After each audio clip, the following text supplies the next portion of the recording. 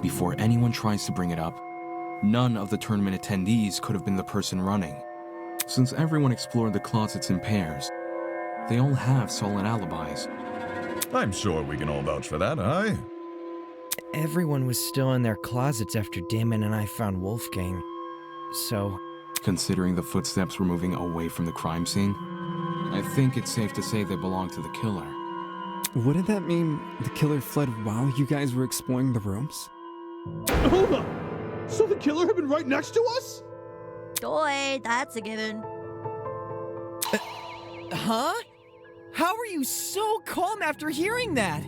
The only thing which stood between us and a murderer was a door. What if they attacked us? Well, they didn't, so I don't see what the problem is. Sheesh, you're weird. Why not run away earlier, though? Fleeing while everyone is searching seems really risky. Maybe it was a miscalculation? It's not impossible, I guess. If not that, then maybe the killer returned to the boiler room after discarding the pin? Sounds pretty meat-headed if you ask me. Yes, you'd think a killer would use that moment to run away. For the two who heard the footsteps, describe the sound. It was kinda socky. As in, it sounded pretty soft.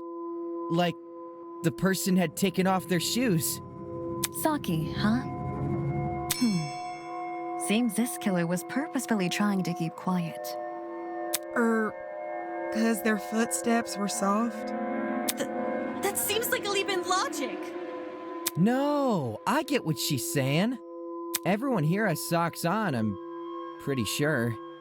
So any one of us could have run down the hallway. The thing with shoes is, not everyone here has the same kind. If the killer had worn theirs, we might have been able to figure out their footwear from the sound it made on the floor. Then we just have to single out the person with that footwear. Man, it would have been so easy to find the killer. We already can find the killer, though. What? Oi, are you pulling our leg? I'm completely serious. Picture a map of the building complex in your head. The building with the dorms is on the left, the courtyard is in the middle, and the building with the tree is on the right. Now, try and pin everyone's locations during Wolfgang's murder. Once you do that, the identity of the killer will definitely become clear. Is the killer someone whose position we can't place? No, it's not about position. Eh? Wolfgang's killer can easily lie about their location during the murder. The only thing distinguishing their testimony from everyone else's is that theirs can't be corroborated.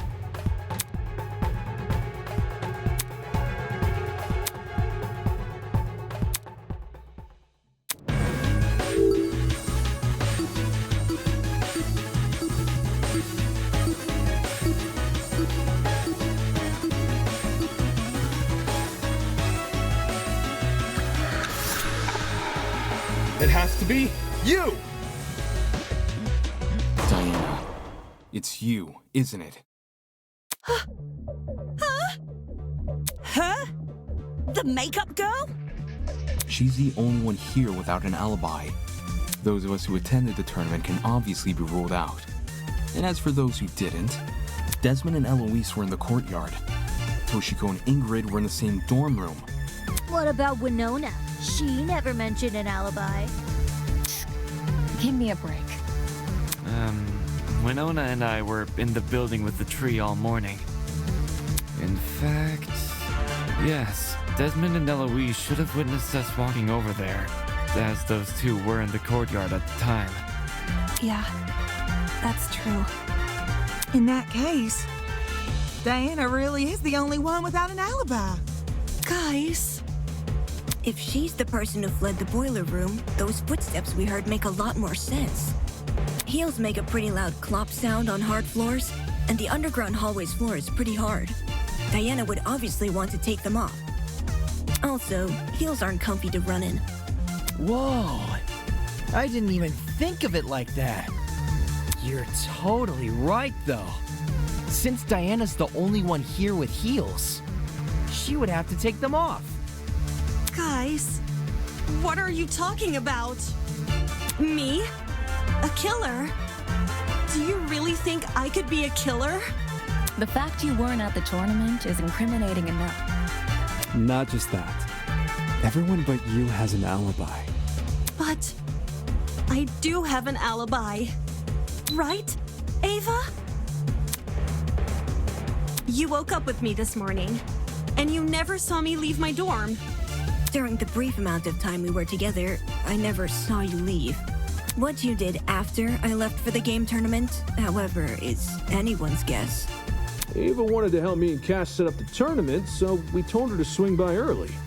For that reason, I left Diana's dorm at 8:05 a.m. I know the exact time since her room has a clock. I probably entered the dining hall around 8:10 a.m.-ish. So much for an alibi then. Diana, don't tell me. Holy smokes, it's all falling into place!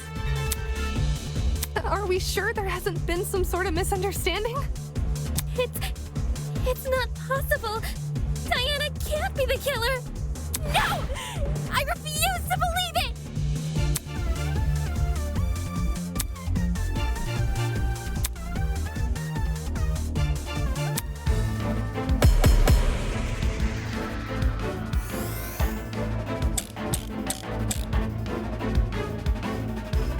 If it was Diana inside that boiler room, could she be the one who left the blood trail?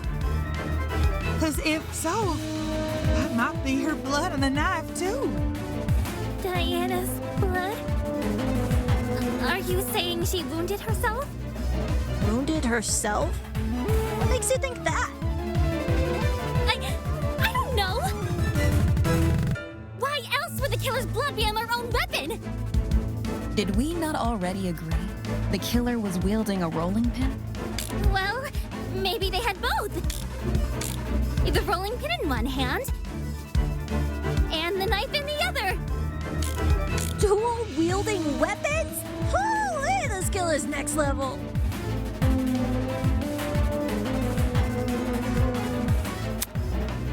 If it was Diana...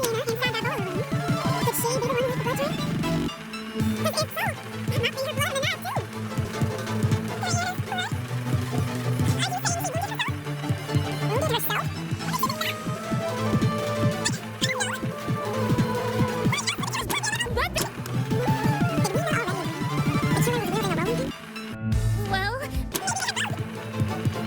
pin in one. And? No, that's wrong!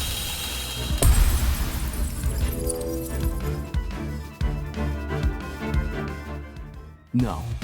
The killer was only wielding the rolling pin during their confrontation with Wolfgang.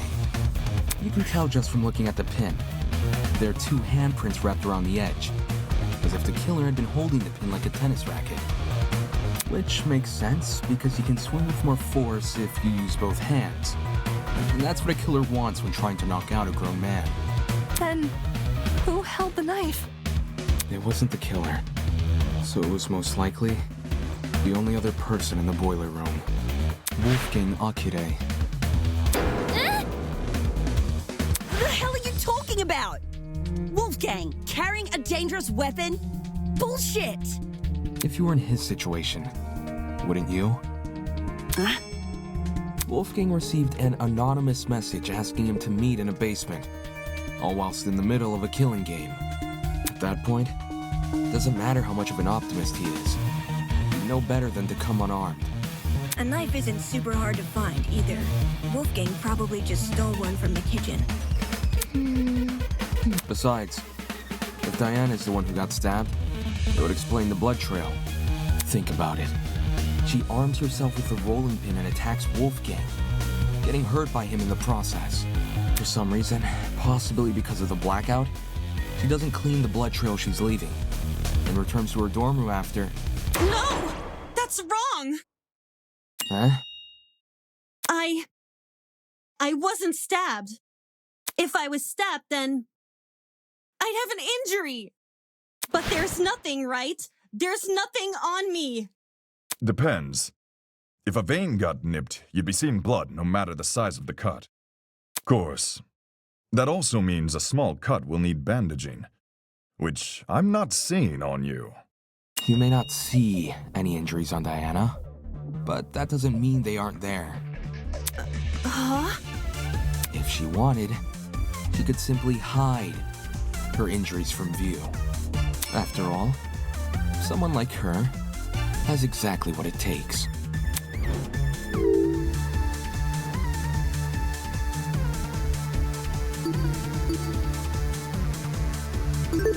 I got it. Talent. As the ultimate cosmetologist, Diana could easily cover her wounds. It makes sense. With the right equipment, she could probably disguise even a bandaged wound. As Diana's bunking partner, I've seen firsthand how many different cosmetics are inside her room. So unfortunately, I have to agree. Well, Diana, did I get anything wrong? No. No. But Wait. Diana, did you just say no? As in, no, you're not wrong that I covered up my wounds? Oh, crap. You guys know what this means, right, guys? Diana basically just confessed! a confession? Are you for real? It makes sense, though, doesn't it? Diana got wounded, which proves she got in a fight with Wolfgang, which means all that stuff about Wolfgang going to the boiler room, all that stuff really did happen. I see. I see now what you're saying. Diana, she lured Wolfgang to the boiler room by writing him that note. And when he arrived, she attacked him and killed him. And now, she's been lying this entire trial, hoping we would never suspect her. How cruel! Diana, It wasn't me! I promise, it wasn't me. To think she could preach about friendship after committing a violent crime. And then try and sentence the rest of us to punishment. Golly, you're right. If we voted for the wrong person, we would have been executed. Ah! That's so fucked! Seriously, Diana? What the hell is your damage?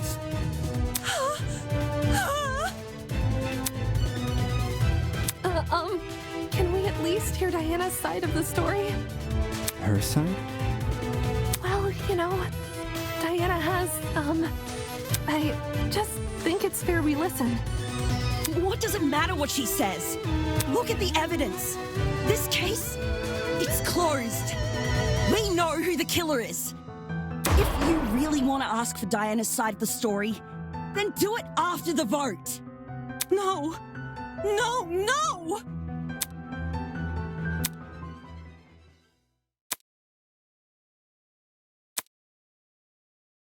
No. No. No.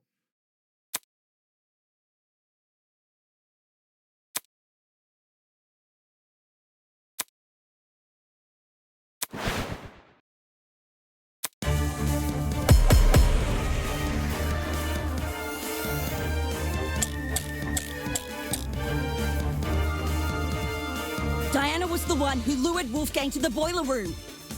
Once he got there, she killed him immediately. Then she fled the crime scene, hoping the rest of us would never learn the truth.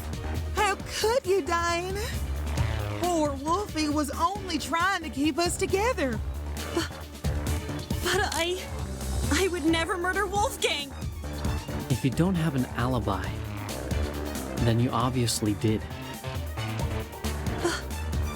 But I would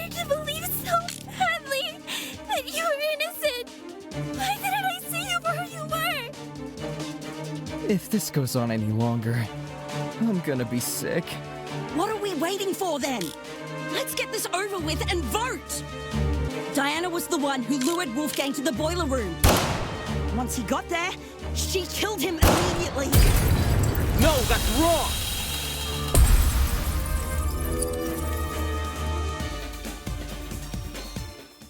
Hold on. Grace, you're overlooking a crucial detail. Huh? Do you recall the note I found in Wolfgang's blazer pocket? It asked him to meet in the boiler room at 8:15 a.m. But, according to the Tozu tablet, he died over an hour later at 9:35 a.m. That means Wolfgang didn't die right after he got to the boiler room. What's your point? My point is that the killer had no reason to lure Wolfgang to the boiler room and then wait over an hour to kill him. There's no guarantee another person won't enter the room during that time. It's in the killer's best interest to be in and out of there as fast as possible. When we originally discussed the note, we lacked the context to properly understand this time discrepancy. But if we go with your idea that Diana killed Wolfgang immediately, then that discrepancy becomes all too clear. How do you know Wolfgang didn't just arrive late? He was already on his way when I ran into him at 8:10 a.m. He must have arrived on time. Same goes for the killer. I doubt Wolfgang would stay in the boiler room for long if no one came to meet him. For that reason, we can assume Wolfgang was knocked unconscious soon after he arrived. But there's such a long period of time between him being knocked out and him being killed. Unless you want to tell me he and Diana were in an hour-long struggle, then I'm sure there's more to the mystery here. Shut the fuck up!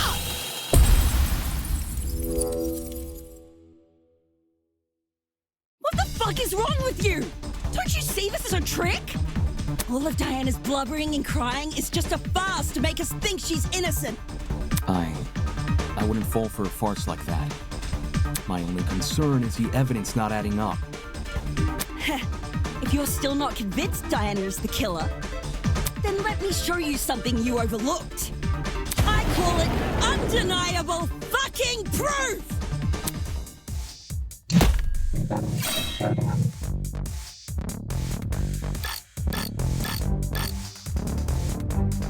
I don't give a damn what Diana says. Not only is she the one person without an alibi, the blood from her wounds places her inside the exact same room where Wolfgang died. How can the killer be anyone but her? If Diana lured Wolfgang downstairs, why would she take over an hour to kill him? It doesn't make sense. Not when there's a risk of someone else entering the boiler room. What risk?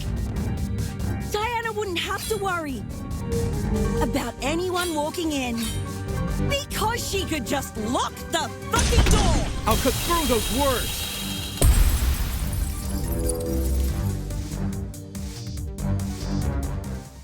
The boiler room door can't be relied upon here. If Diana locked it, she would be trapping herself inside the boiler room. What?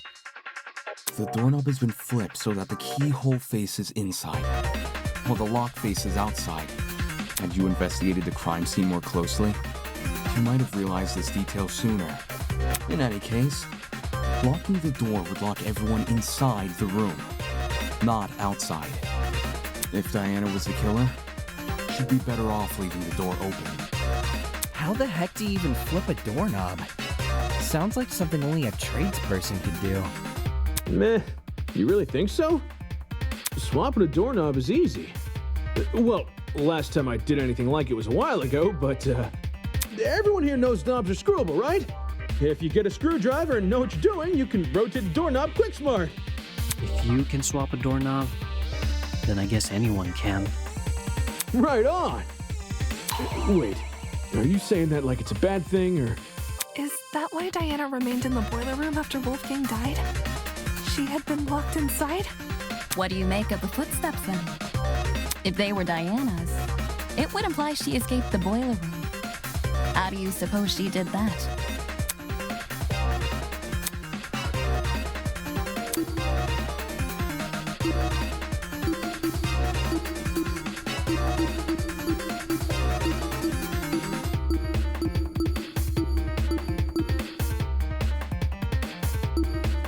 This is it. Near the boiler room door, I discovered a thin piece of metal. At first glance, it didn't look important, but if you were to fold it in half, theoretically, it would look like a hairpin. Ah, she used the classic maneuver. Picking a lock with a hairpin. It can be done, it just takes a bit of practice. Diana probably had this hairpin inside her makeup bag, so she used it to fiddle with the lock until it eventually came undone, which, judging by the timing of her footsteps, happened late into the blackout. Messing with a lock in pitch blackness. Whew, now that would be impossible for me. Right. Even if Diana did access light, like through the Tozu trinket, undoing the lock would still be difficult. Way too difficult of a situation to deliberately put herself in.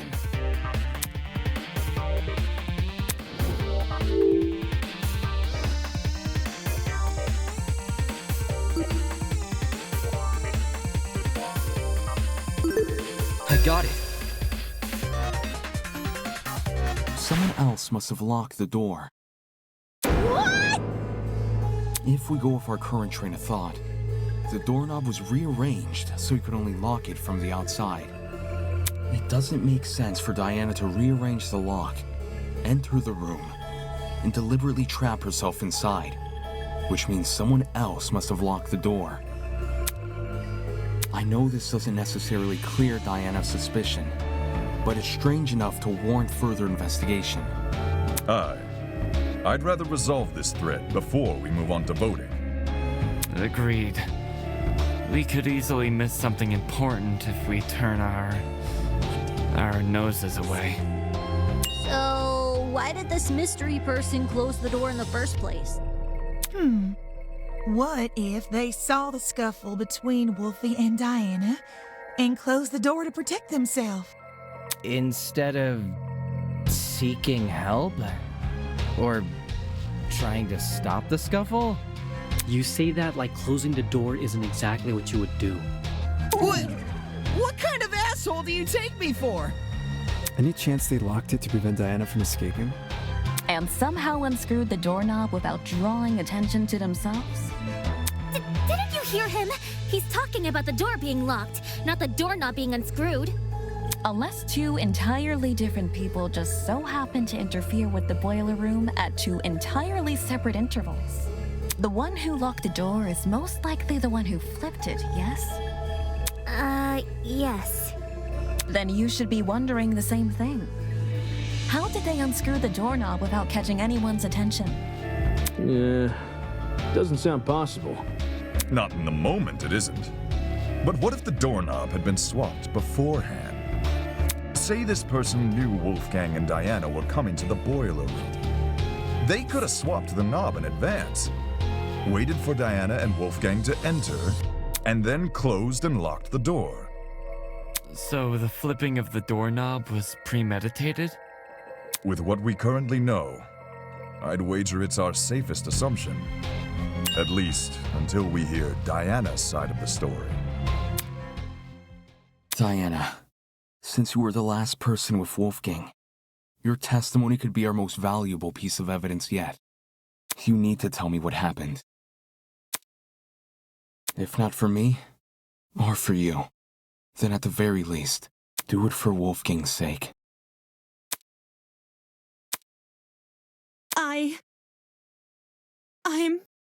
I'm sorry. I'm really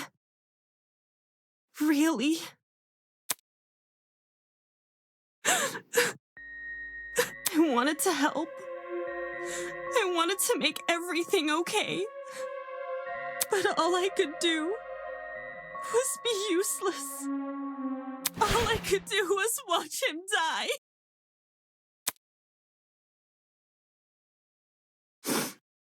It's all my fault. All my fault. For doing the wrong thing. So is this a confession, or? No! Huh? I didn't kill Wolfgang. and I don't know who did. But I still failed him as a friend. I failed him then. And I failed him here. But if I told the truth, things would be worse than they already are. But now that I've said nothing...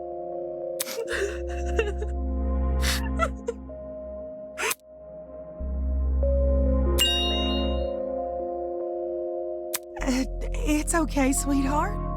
Come on now, take deep breaths. Yeah, we'll believe you no matter what you say.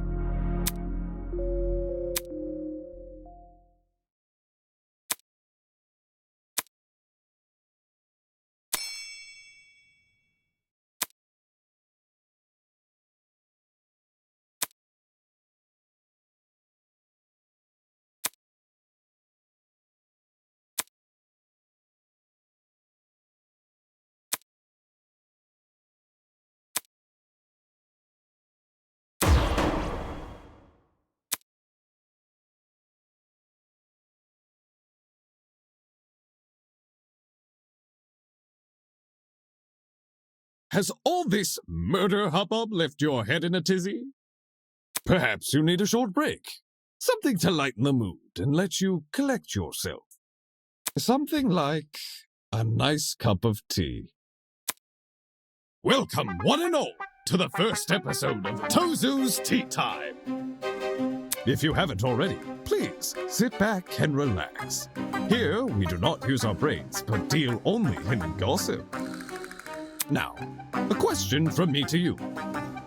What are sheep good at, if anything? Most humans, and some sheep, tend to respond with a resounding absolutely nothing. Sheep cannot create art or invent medicine. For goodness sake, they can't even perform music. Their limited speech and quadrupedal locomotion prevents them from reaching the heights of humans. They're practically glued to the lower echelons of the food chain. No matter how hard sheep may try, they will never be anything more than their number tags. I can't say I like that answer. Too pessimistic for me. Plus, what of the sheep who still try? The sheep who realize their fate but continue to challenge it all the same. That they can be so determined to prove their worth when humans have all but deemed them microwavable meals. Isn't that something admirable? What a shame our sheep had to be so misguided. It seems that's about all the time we have. Thank you again for attending Tozu's Tea Time. No need for extravagant farewells. I've an inkling you'll be back for tea sooner than you can say Jack Robinson. Who's Jack Robinson? I have no idea. Ta-ta! Diana, now's your chance to defend yourself. Tell me what happened. Where do I even start, though? How about you begin by explaining why you went to the boiler room? Why I went there? It was... 'cause of a note. A note? 2 days ago, someone slid one into my room. I never got to see who. I just heard a knock. And when I walked over, there was a note under my door. I don't remember any of this. Sorry. It was midday-ish, and you weren't there at the time. And I didn't show you the note later because, well, I'll just read you what it said.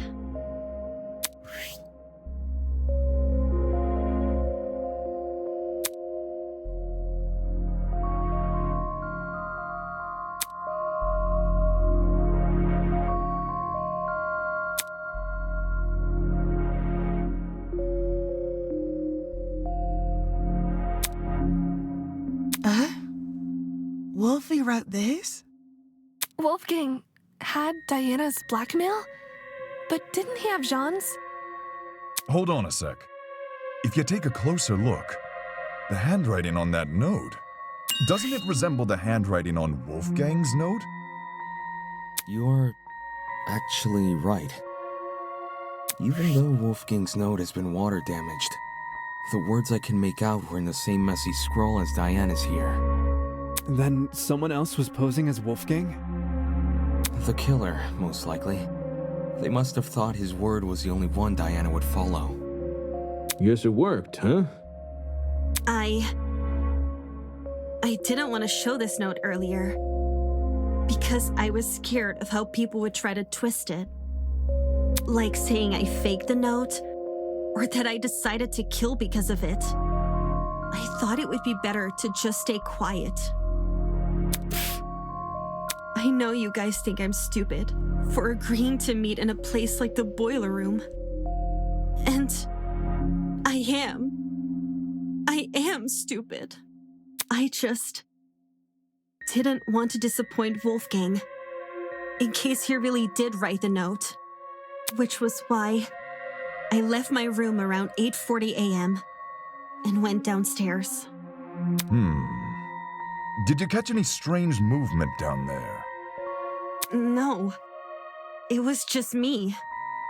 I did find the boiler room door hanging open a little bit, but I didn't think much of it.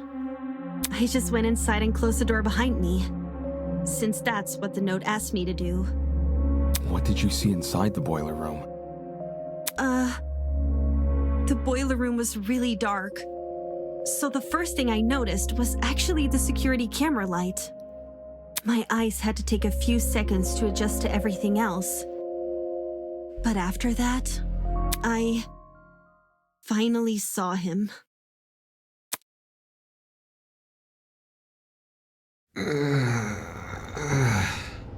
Wolfgang was lying in the water, making these weird noises. It didn't seem like he'd even notice me entering the room. Not until... Wolfgang? Hearing his name seemed to snap him out of his trance, because he slowly rose to his feet. Wolfgang, are you okay? It's you. Huh?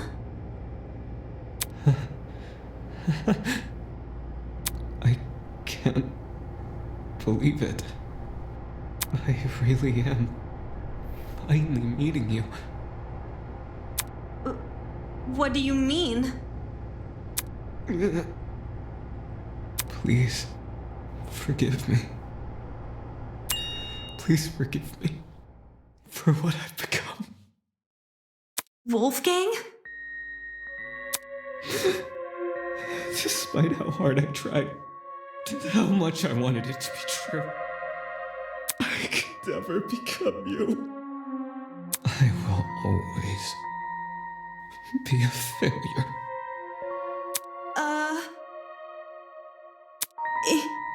It's okay, Wolfgang. Look! There's stairs over here. Come over here and we can get out. I have no idea if he didn't hear me, or if he was just ignoring me. But, okay. I'll get closer to you then. I went over to the ledge of the platform, the part where the fence had a gap. Just take my hand, okay? And I'll pull you out.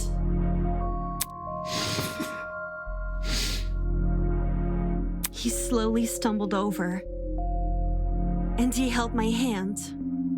I didn't really think I could pull him out. I just wanted to be there for him. It was the best I could do, because I didn't want to enter the water. Staying on the platform felt so much safer, and I really, really hate that it did.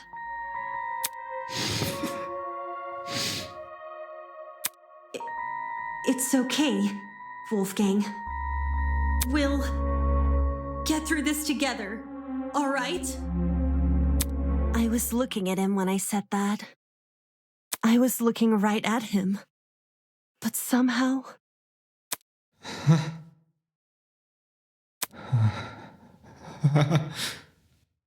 somehow I didn't think to react. when he reached inside his blazer.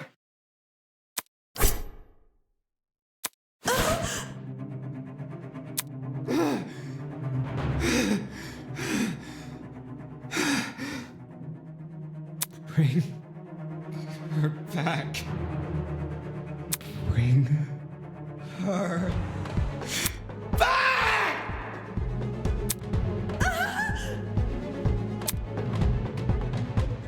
I tried to leave the room, but the door was locked. I didn't know what to do. I started looking around for things to defend myself with. And that's when I saw the gun. The taser gun?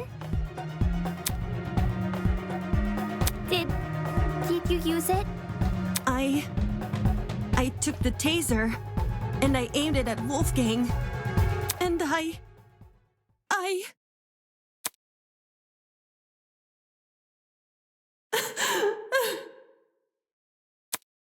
couldn't do it. I couldn't shoot him. I just backed away from him.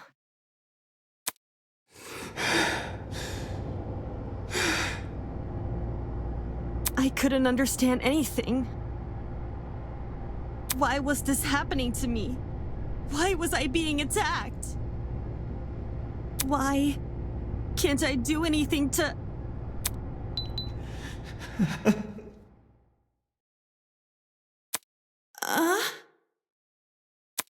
I'm not like you. I'll never be like you. I won't give up until the world knows. I won't give up until everyone knows me as...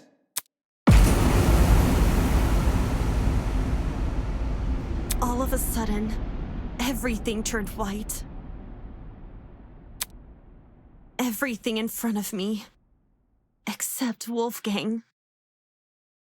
In those few seconds, he became pitch black. And then, so did everything else.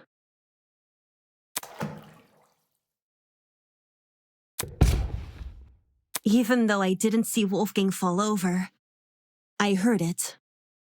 His body cracking against the pavement, and his knife falling into the water.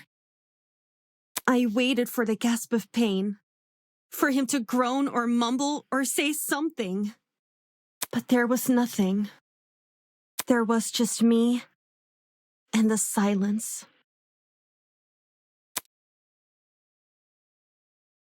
That's how it happened.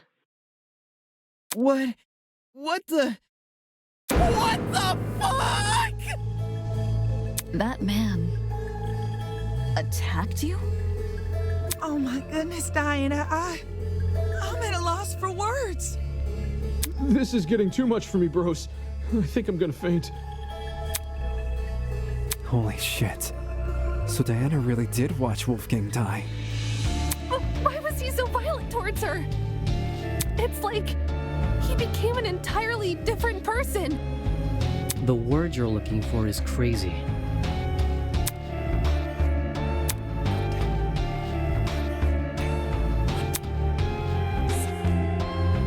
How'd you manage to escape the boiler room after all that? By picking the door's lock. For reals? I wasn't even thinking. I just started feeling my way back to the door in the dark. And then, well, my supply bag. I remembered the spare hairpins I always kept inside. So I felt around the bag and dug one out. To be honest, I have no idea how I managed to unlock the door. The whole thing was repeated trial and error. Just minutes of me telling myself that somehow this next attempt will finally work. Whoa! Actually unlocking the doors, that's like hitting a bullseye blindfolded! Now we know why it took so long for her to escape. I realized why it happened. Getting trapped inside, I mean. The door's lock was on the outside. So, someone must have set the lock before I came downstairs, so that when I closed the door, I'd be trapped. The lock is normally on the inside too. The killer purposely flipped it, then left the door open so you would be the one to close it. As for why the killer locked the door to begin with... It was to frame Diana, right? Right. The killer made Diana trap herself inside the boiler room, so they could kill Wolfgang in front of her, and force her to remain by his body. Had their plan worked, Diana would only be able to escape if someone from outside entered the boiler room. By which point, that someone would be stumbling across what looks like a cut-and-dry murder case. If the tournament folk found Diana, they would have been playing right into the killer's hands. Speaking of which, Diana, I'm curious to know, did you unlock the door before or after the tournament attendees arrived downstairs? It sort of happened at the same time. Like, when I opened the door, there were already people walking down the stairs. Obviously, I couldn't stay inside the boiler room. If anyone saw me close to Wolfgang's body, it would look really bad. The hallway was a bit easier to make out in the dark, so I walked over to a wall bordering one of the storage closets and hid behind it. And stayed as quiet as possible. I was still bleeding a little from Wolfgang's cut, though, and some of that blood ended up dripping onto the floor around me. Hence the blood on the underground floor! It's all coming together! This was shortly before us tournament goers split up. And you made a run for it, yeah? Mm-hmm. Down the hallway, up the stairs, and then as quietly as possible into my room. Since everything was still really dark, I had to patch myself using the Tozu trinket's projection as my light. I realize this is a lot, and I know it's hard to believe without proof. So, if you guys could just give me a second.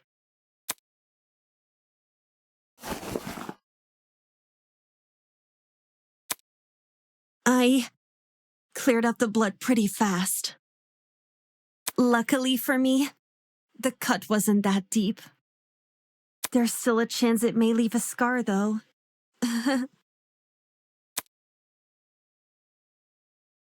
Holy crap!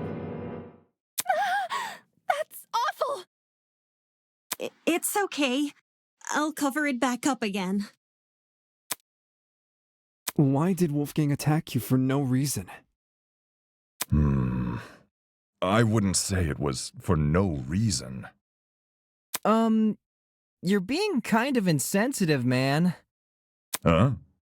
I didn't mean it like that. What I'm trying to say is, Wolfgang's actions may look random from an outsider's perspective, but, well, judging by his behavior, it seems like he saw something which shook him to his core.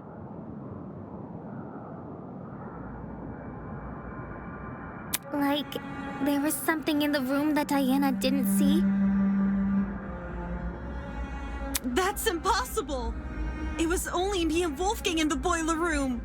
I don't believe Jean meant it in a literal sense. Wolfgang unliterally saw something? He thought he saw something, is my point. You mean he had been hallucinating? What did Wolfgang hallucinate for him to turn out the way Diana described? You'd be surprised by the sort of things our minds can invent. I'm lucky to have never experienced anything myself, but I know some who have hallucinated nasty things. Demons and monsters, or the feeling of being tortured. If Wolfgang went through something similar, I can see why he lashed out. Now what the heck is going on at sea? Of course, these hallucinations don't just happen out of the blue. More often than not, they're substance-induced. Substance-induced? Just say Wolfgang took a hallucinogenic. Hallucinogenics? One which induced a lot of fatigue, too, judging by the way he lumbered about in Diana's account. It would explain why Wolfgang mostly stayed in one place. One place, which happened to be in the water. Seems very deliberate, aye. I reckon the killer knocked Wolfgang unconscious in order to drag him into the water, but knew he would eventually wake up again. So they drugged him with something which would basically make him despondent. As for where the drug came from... Oh no! Don't tell me the killer robbed... I knew exploring it was a bad idea. It? What's this it we're talking about? The pharmacy, obviously. Why the heck did we think leaving that place open was a good idea? Now someone's stolen an item and drugged Wolfgang. Fuck! I knew our promise was too good to be true! I can't trust any of you guys! And don't say Wolfgang drugged himself! Who wants to be tortured by demons? Well, stranger people do exist. That's rich coming from you!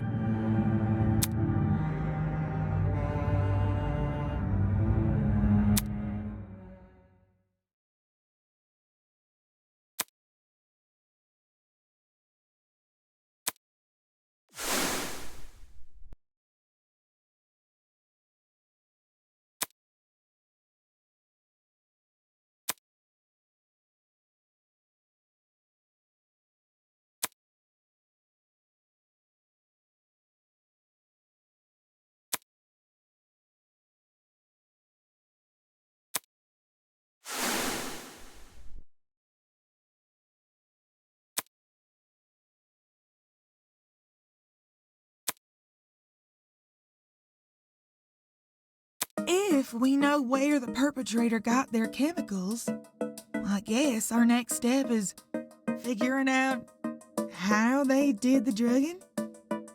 Agreed. It would help us better understand the timeline of events, and potentially even validate Diana's testimony. Sounds like you guys can leave this one to me. I'm the kind of person who knows someone back to front the moment I meet them. If you haven't already realized, I've gone and read this killer like an open book. You're the last person I trust to reach a correct conclusion. Just you wait! The second you hear what I gotta say, you'll be eating those words!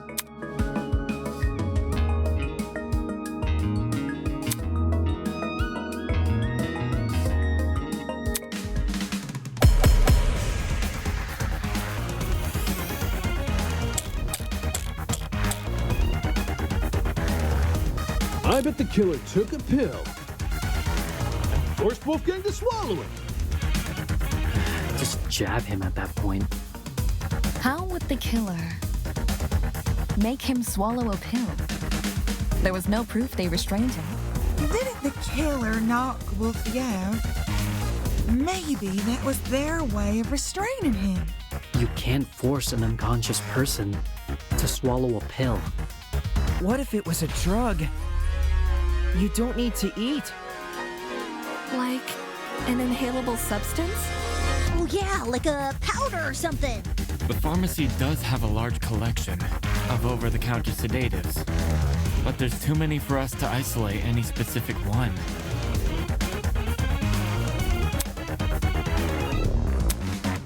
I bet the killer took a pill and forced Wolfgang to swallow it. Just jab. I got it.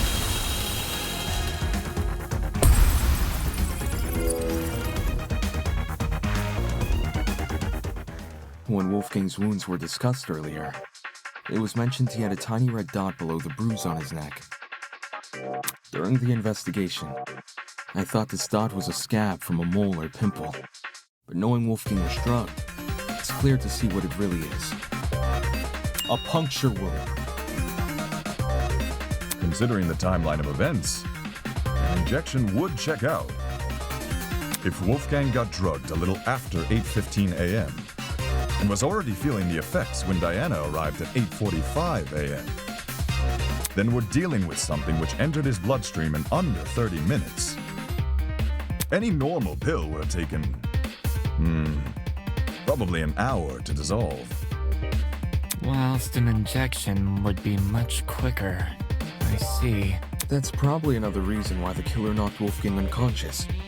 It would have been incredibly difficult to inject him if he was still moving around. Only when they had him right where they wanted, dazed and unable to fight back, did they plunge the syringe into his neck. With said syringe being filled with a hallucinogenic. But if this all happened a few minutes after 8:15 a.m., doesn't that make it impossible to pin a suspect? What? Why is it impossible? Because everybody's got an alibi for that time. I mean, Demon and I were in my dorm room, and the other party people... 8:15 a.m. Yeah, I was already in the dining hall with Jet, Mark, and Eva. I left Wolfgang's dorm right after the morning announcement and spent the rest of the hour with Jean. When Nona and I were in our dorm room together. And me and Eloise were already sitting down in the courtyard. Toshiko was giving me the medication she grabbed from the pharmacy. And, I stayed in my dorm room until 8:40 a.m. Oh no. If everyone can be accounted for, they really can't assign a suspect. So, we're back to square one? Someone here must be lying. And doesn't plan to stop.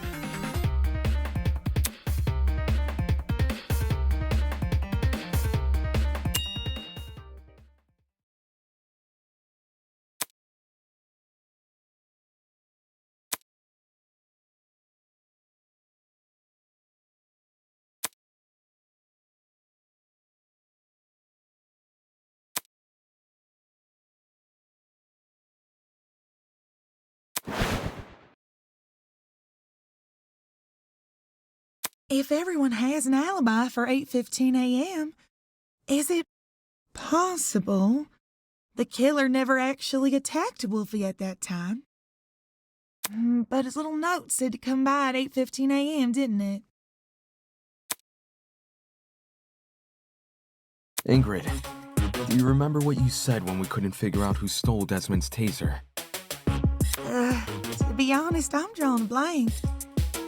You suggested we switch subjects and discuss Wolfgang's injuries instead, which we did. As a result, we ended up unraveling more about the case than if we had stuck to the original topic. Right now, we're at a dead end. If we can't get any more leads out of this current discussion, then that's a sign to switch our focus. Switch our focus to what? I want to take another look at Diana's testimony. Mine? Back when you were describing Wolfgang's death, something stuck out to me.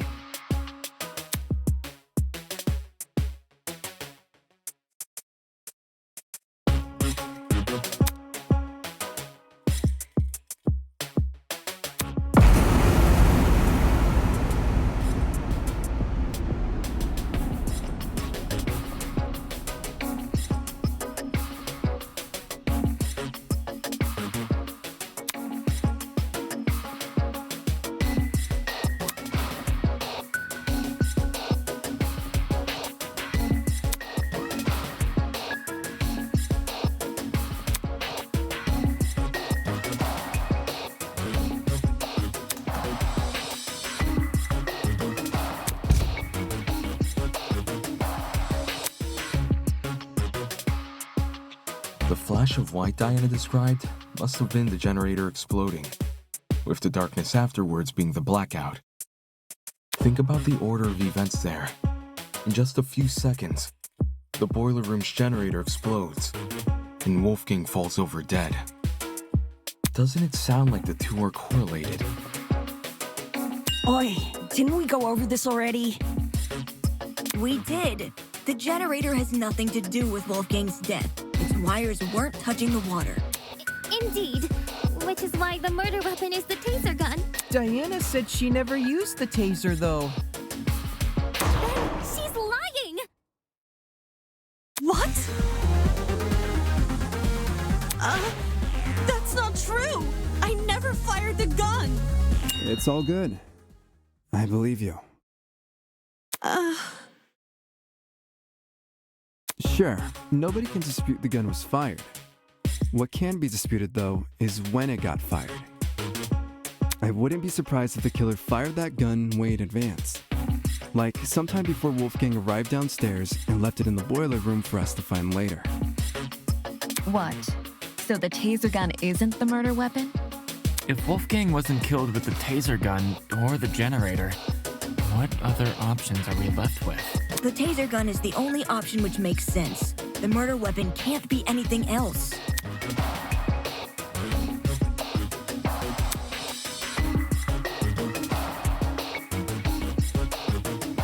And anyway, the only proof Diana never shot the taser is her own word. Ava! What do you mean?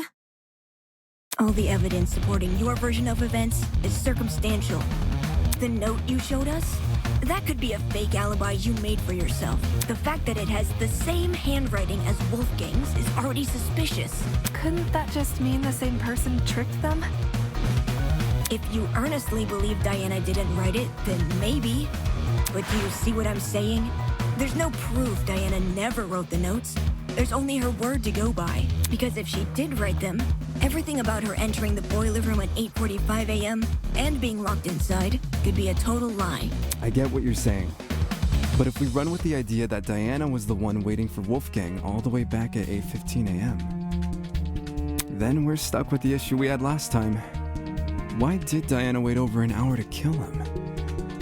That's also circumstantial. None of us know what really went on between those two in an hour. Ruling someone out because they took a long time to murder is stupid. Without context? Sure, I'd say the same. But since the boiler room is unlocked, anyone can enter. If Diana knocked Wolfgang out, then she took over an hour to kill him with that info in mind. Okay, but who would enter? No one wants to make a detour down some gross, freaky-looking basement. The boiler room is probably the most covert place a person can be.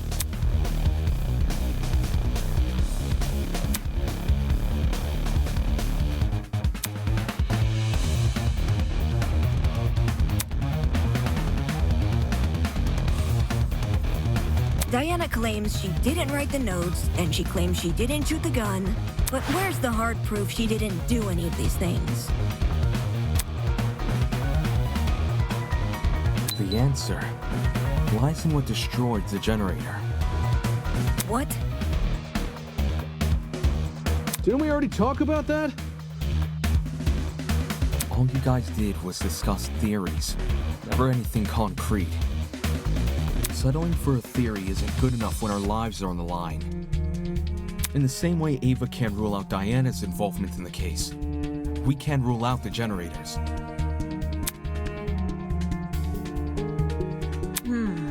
So we have to figure out what destroyed the generator? What should we do? Just throw out ideas? It's what we've been doing this whole time. Oakley dokley. All right, everyone. Let's put our thinking hats on. If we work together, we'll unravel this mystery for sure. Ready? On your marks, get set, go!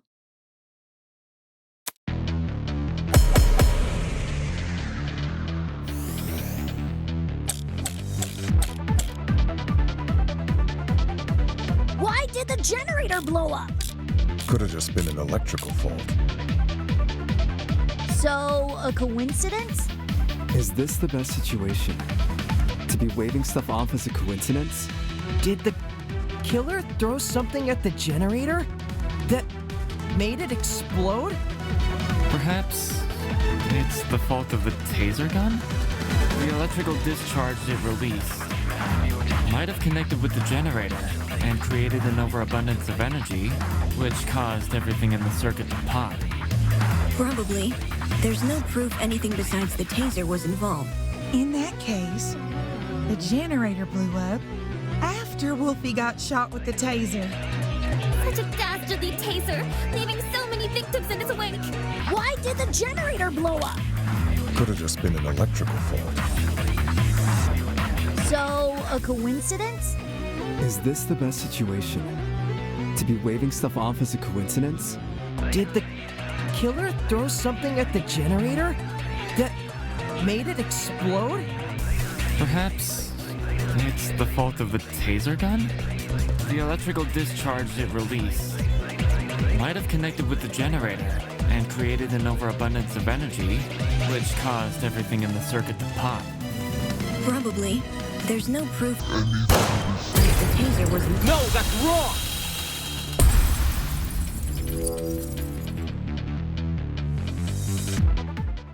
Unfortunately, Ava, I have to disagree. You say nothing but the taser could have been involved in the murder. But there's one possibility you didn't consider. The shrapnel in the water. You mean those bits of red metal which were floating around? Right.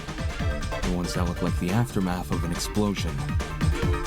Due to their proximity to the generator, it's safe to assume the two are connected. Can't that just be debris left by the generator? Except this debris is a completely different color and lacks the rust the generator has accumulated. We're obviously looking at the remnants of something else, which means an object we haven't yet identified was caught in the explosion.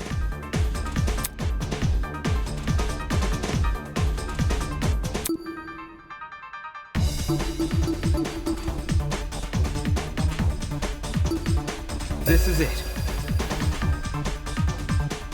In the water was also an extension cord, half of which had been burnt away. Huh? Did the cord get caught in the explosion? Seems that cord has the misfortune of floating around the wrong place at the wrong time. From what I saw in my investigation, the building's extension cord supply seems to be kept inside Storage Closet D. So in a way, yeah, it was definitely in the wrong place. Storage Closet D, huh? It was hard to make out much of it in the dark. And after the power came on, Kai came screaming for us to leave our closets. But I do recall seeing some extension cords peeking out from behind a shelf. Since we already know the killer raided one storage closet, anyone else willing to bet they raided this one too? The hell did they need an extension cord for? Probably something involving the generator, given its proximity to the cord. Same thing with the red bits, even though we don't know what they are.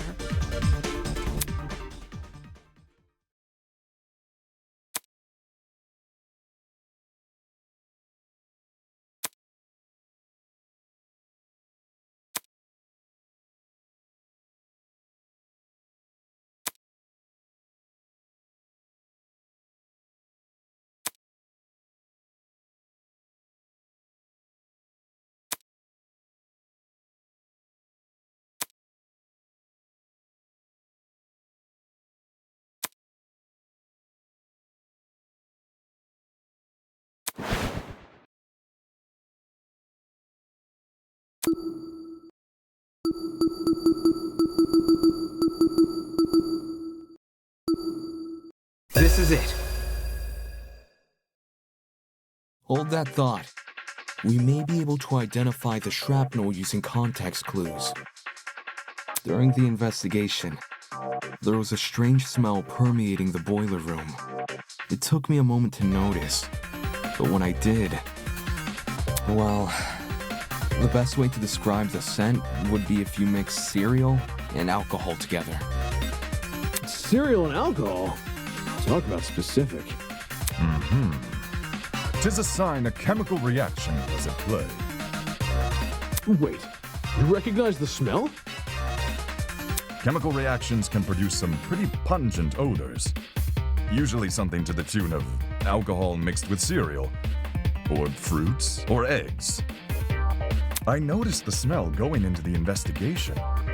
but it had completely slipped my mind until now. Could it be a chemical reaction was caused by the taser? The gun never touched the water. There's no reason for it to be the source of the smell. What about the generator? Considering the state of it, that generator would smell more burnt than anything else. If the chemical reaction can't be explained by what we already know, like the generator or the taser gun, we need to consider the possibility that the explanation is the one piece of evidence still evading us, the shrapnel. Can someone translate this into less complicated talk?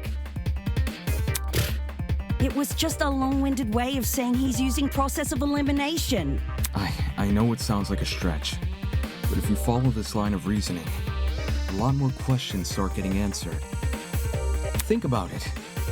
If the smell and shrapnel are linked, then whatever object the shrapnel belongs to must contain chemicals.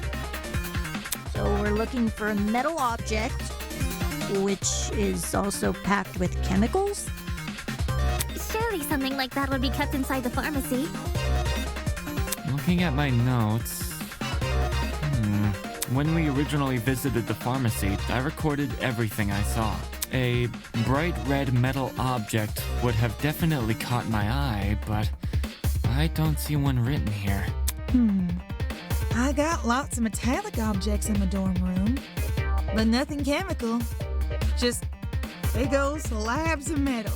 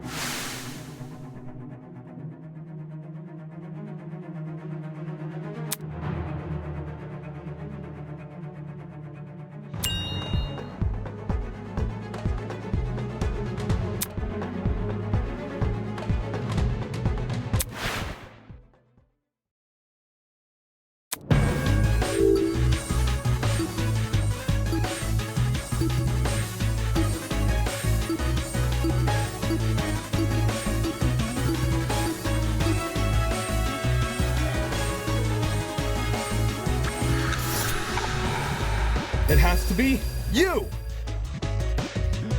Jet, I need to ask you something. What's up?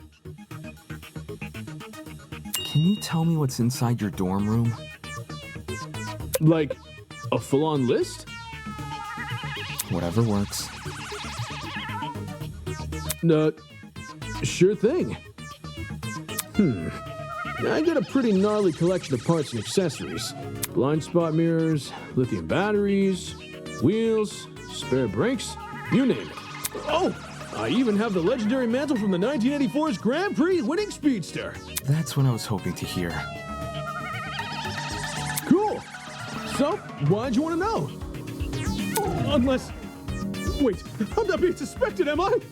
No. Don't try to rope me into this, bro. I've got nothing to do with the murder. I know you don't. You have an alibi.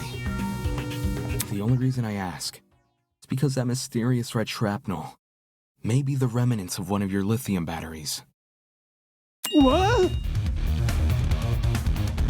I see. A lithium battery might explain the smell in the air. And lithium, that's an explosive substance. If it made contact with water, gosh, you'd be left with a mess and a half. Wouldn't someone have heard an explosion, though? I did. Really? During the tournament, right before we lost power. Oi, that's right. There was a boom. Wait! I remember hearing it too! I initially assumed the generator made the noise somehow. But if Jet's car batteries contain an explosive substance... Hey, Jet, were your batteries bright red at all? Maybe? You don't know for sure? I never took the batteries out of their packaging. The packaging isn't red, I can tell you that, but the actual batteries? Yeah, I got nothing. So it can't be proven beyond a reasonable doubt? Pretty much. Well, what's the reaction time of a lithium battery? The reaction time? When a lithium battery hits the water, how long does it take to combust? I think, once we know that, we can decide whether or not the battery is relevant to the case. A lithium battery would be an almost instantaneous reaction, I'm pretty sure. Lithium isn't a metal I've worked with, but it got beat into my head never to mix it with substances it doesn't like. All that electricity, the battery would have let out when it hit the water. It must have went straight into poor Wolfie. There's warning labels on the battery for a reason. Okay. If the reaction is instantaneous, then the battery would have entered the water only seconds before the generator exploded. That's really weird. Is it? According to Diana's testimony, when the explosion happened, she was still holding the taser gun. In which case, who threw the battery into the water? Huh? Huh. Good point. We can rule out Wolfgang, since the Blackens can only be a student who kills another student. And Diana. It was only Diana and Wolfgang in the boiler room. So unless Diana herself was the one to throw the battery, then the battery can't play a part in the murder. I didn't throw the battery. I promise.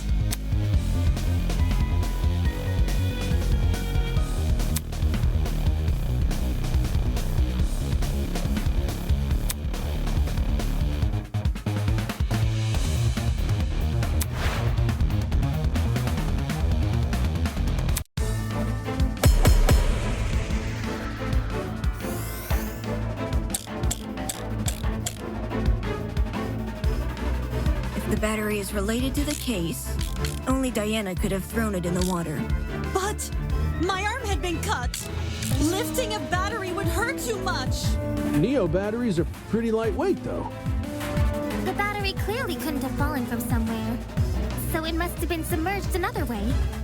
Perhaps something akin to what Eva described? If that battery is the murder weapon, why is there a taser gun? Maybe it's a red herring. Judging by the shrapnel, the battery would have landed in the water, a few inches from the generator. Not the hardest shot to make.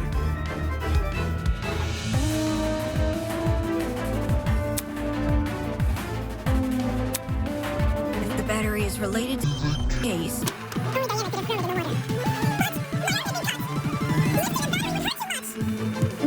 Pretty lightweight. They clearly couldn't have fallen from somewhere. No, that's wrong!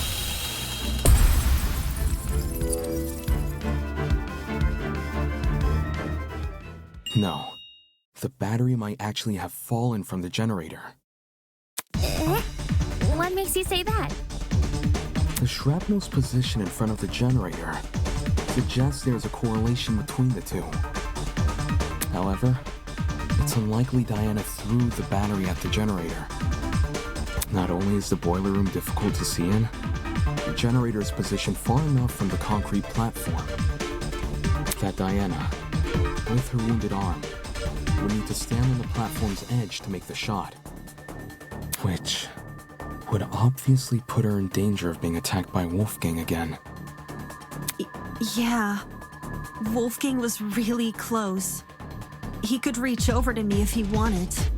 If the battery hadn't been thrown, the only other possibility is that it fell down into the water. And considering the layout of the boiler room, what else could the battery fall off of? Except the generator. Are you saying the battery was sitting on top of the generator?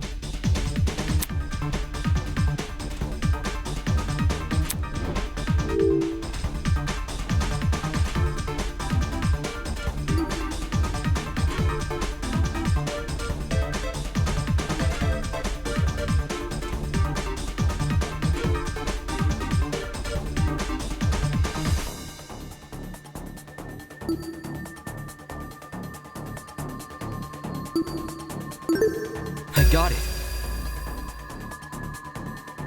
The battery may have been suspended over the generator. Suspended over.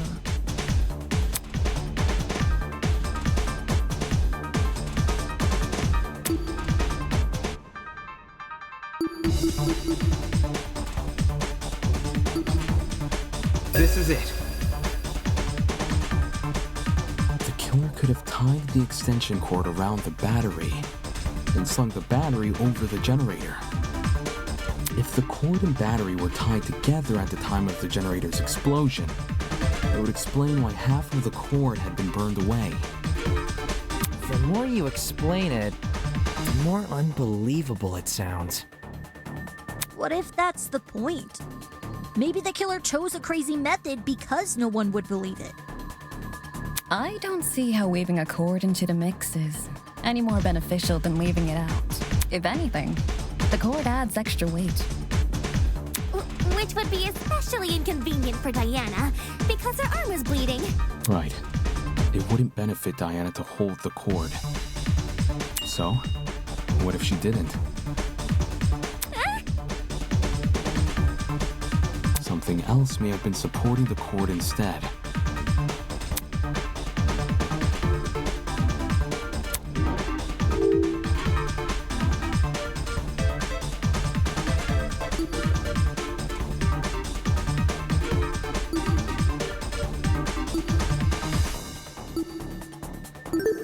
I got it. Throughout this trial, we've assumed the killer held the battery in some form or another. If the battery was on its own, the killer tossed it in. If the battery was wrapped with a cord, the killer held the other end of the cord. But in the same way something else can hold the battery, can't something else also hold the cord? Ugh, my head's starting to spin. Are you talking about something which could keep the cord in place?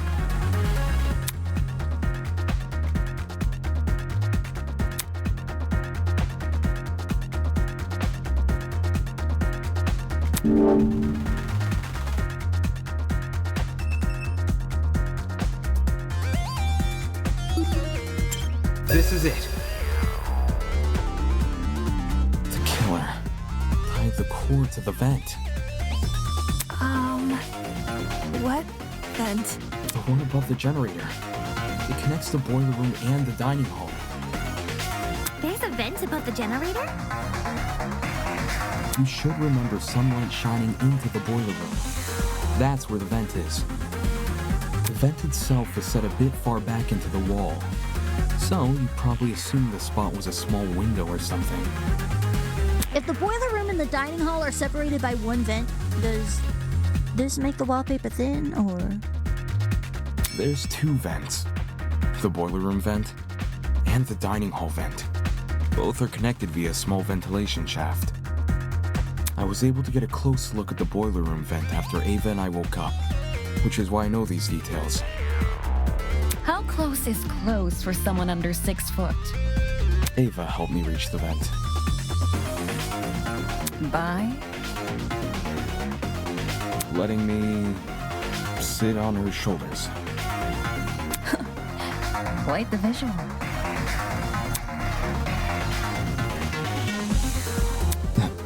Anyway, if the killer tied one end of the cord to the vent and the other end around the battery, they could suspend the battery over the generator.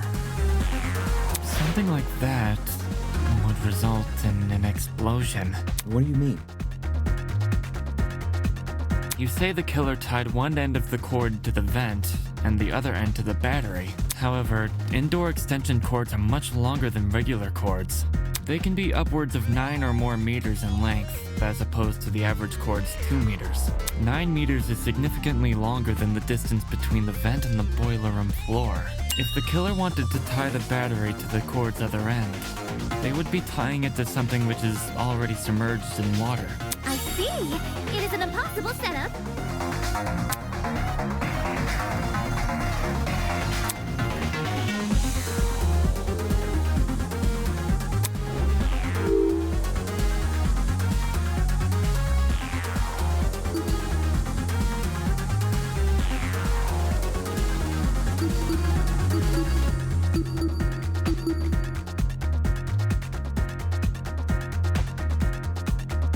the cord using what exactly? Scissors? That's what anyone would use, right? And where exactly did these scissors come from? Could have been the storage closets. They're packed with tons of stuff, so...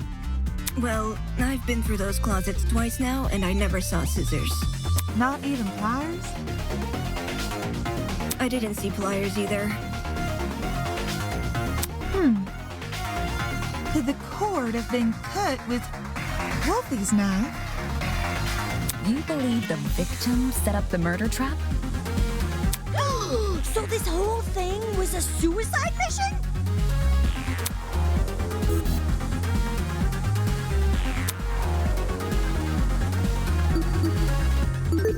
I got it. The extension cord is pretty thin and flimsy.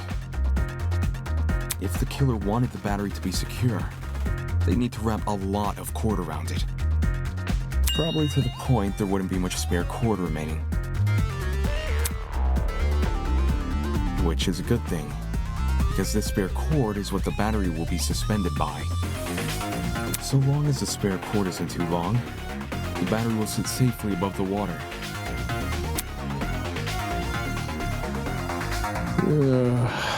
So much effort. Agreed. How do you even submerge the battery into the water under those circumstances?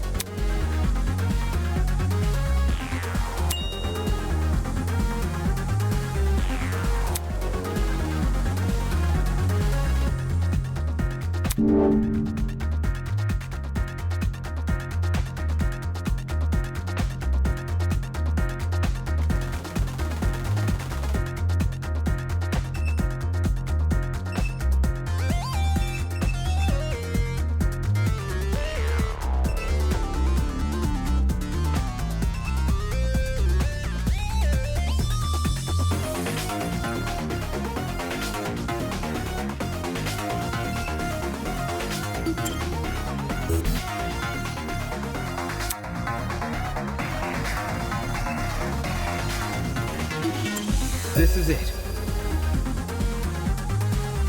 Like I mentioned earlier, I gave the vent a close look after originally waking up in the boiler room. Part of my inspection included opening the vent to get a better look at the other side. The vent can be opened? Not all the way, but far enough for the vent to cause a domino effect if then closed. In our case, a domino effect involving the extension cord tied to it. If we assume the vent must be open for the battery to remain a safe distance above the water, we end up with a pulley system.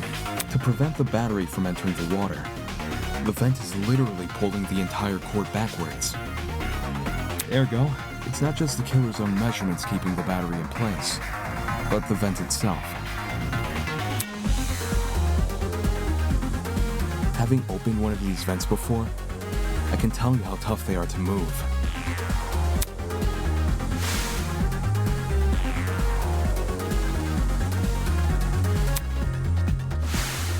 A lightweight battery definitely isn't heavy enough to pull one shut. It takes an actual person to close one.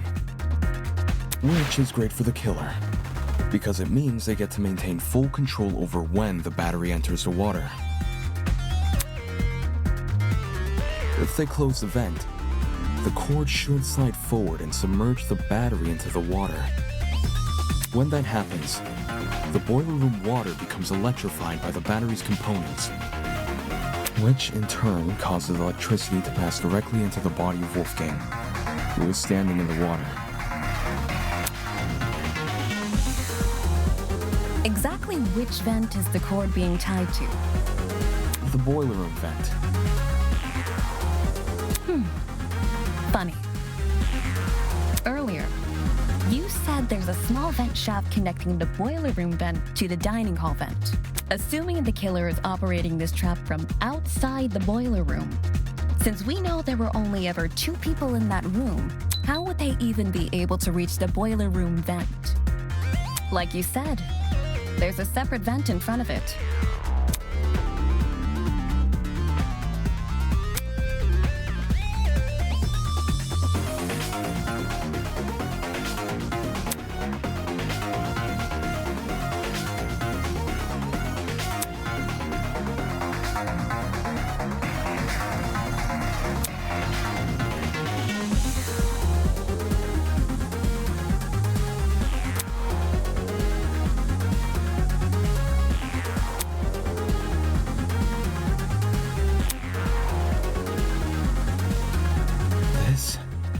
only mean one thing. The killer never tied the cord to the boiler room vent. They tied the cord to the dining hall vent. That just creates the same problem as before, but reversed. Instead of the dining hall vent making it hard to close the boiler room vent, it's the boiler room vent making it hard to reach the dining hall vent. While the vents may seem like an obstruction, especially since they can't be opened all the way, there's a very easy workaround. All the killer needs to do is fit the extension cord between the grates of the boiler room vent. Oh yeah, the grates. You mentioned something about them earlier. Right. When you described opening the boiler room vent.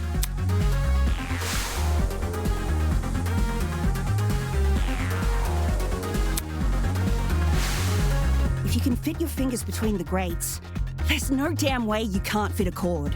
Exactly. After which, you can slide the cord through the ventilation shaft and out the opposite end for the killer to then go and tie to the... Actually...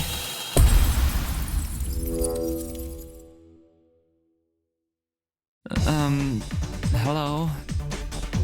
What is it now? There's something I still don't understand about your theory. It's to do with the logistics of the cord. The logistics? Its size.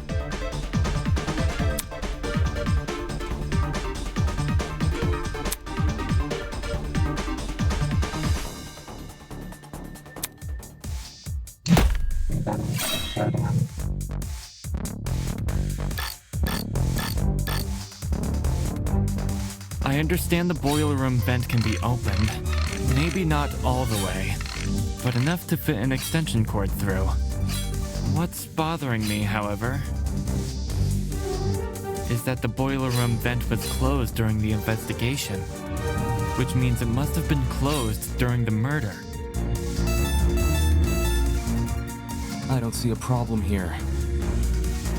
The killer doesn't even need to open that vent, because they could simply slide the cord between the grates.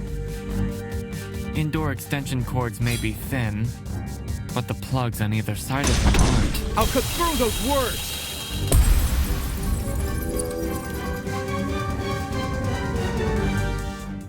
If you insert the cord through the boiler room vent first, it's possible to fit the cord through. You just need to start with the internal plug. The cords in Storage Closet D have a slim internal end. This can easily be slid through the gaps in the vent. Once the killer ties the cord around the dining hall vent, presumably with a knot, the cord won't be at risk of sliding back out either. I see. When put like that, whether or not the boiler room vent was closed isn't really relevant. How'd you figure all this out from some shrapnel and an extension cord? This is crazy. At the same time, what he's describing sounds plausible. Since the battery was suspended over the generator, it's no surprise the machine ended up the way it did. Fortunately for Diana, she was safe by virtue of remaining on the platform. I imagine that was also the killer's intention. The killer kept her on the platform? They must have known they were injecting Wolfgang with a hallucinogenic. So, it's possible they hoped his behavior would scare Diana off from entering the water. Although, even if Diana did die, the moment people realized only she and Wolfgang entered the boiler room, they probably call the whole thing a murder gone wrong. Well, all of this certainly changes things. Huh? If the killer is someone who needed access to the vent and needed to be operating from the dining hall, then everyone who attended the tournament is a suspect. What?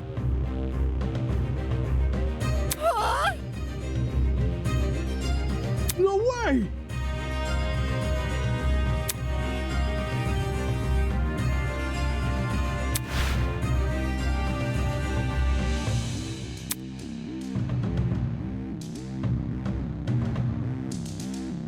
we can reduce it down to 8 people.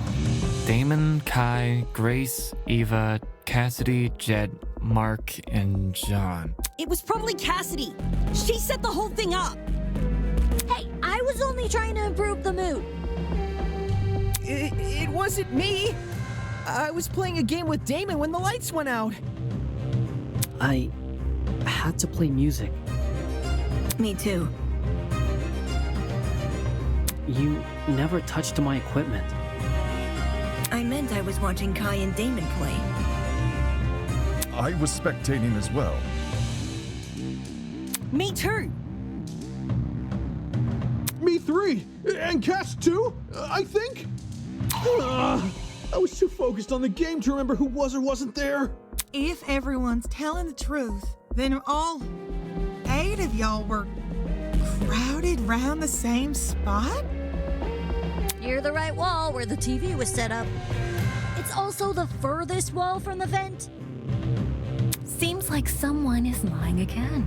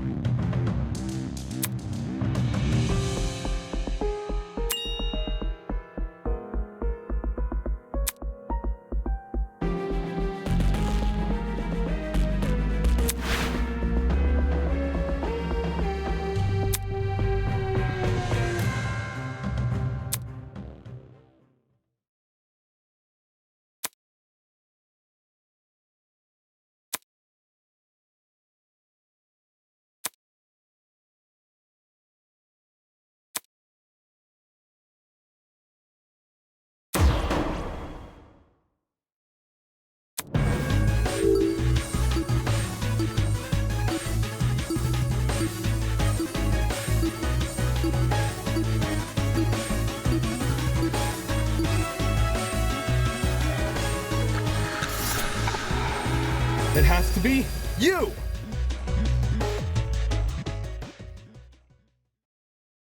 The killer is Ava. Huh? Ava's the only one whose position I can't account for. Mark was mixing a track at the time Kai and I were playing a game, so I know he must have been stationed at his pad. And everyone else? I remember hearing their voices over the sound of the game.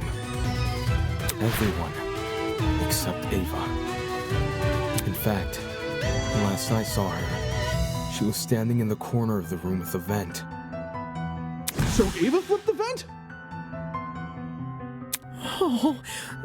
Oh man! And the reason no one heard it is because the music was too loud! Don't blame me. I was just doing what I was told. No one's blaming you. We're all in on Eva. Care to contribute anything, Eva? I didn't flip the vent. Well, Damon says you did. Damon says a lot of things.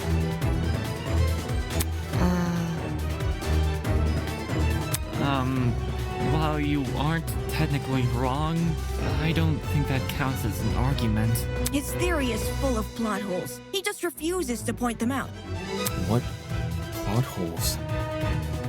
The cord. What? In retrospect, you were so quick to accuse me that you overlooked a huge problem with the cord. If I'm the killer, how did I dispose of it? Trick question.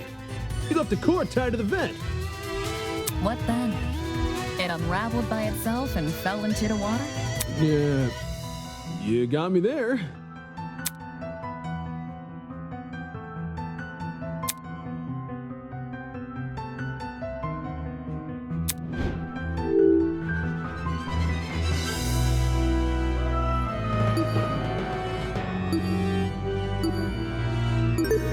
I got it.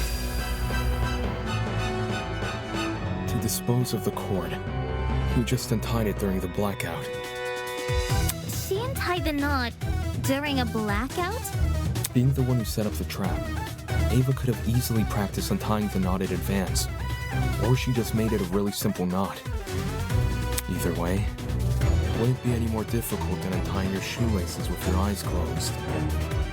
If Ava untied the cord, did it also fall into the water? Diana's testimony says as much. It does? During your confrontation with Wolfgang, you recounted hearing certain sounds.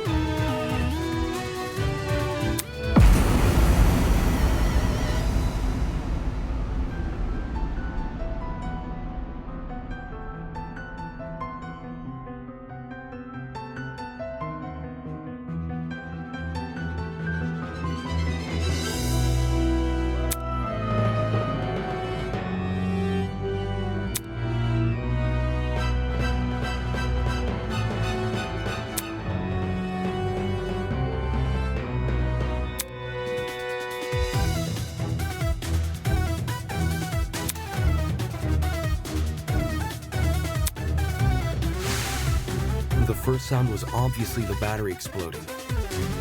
And the second, when you first recounted the story, you said it was the sound of the knife hitting the water. But why would a thin knife make such a big splash? Then, do you think... What really caused that sound was probably the extension cord falling into the water.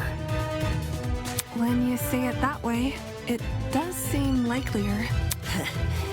I should have known. The kid who lied about her talents and tried to lie about the Tozy trinkets.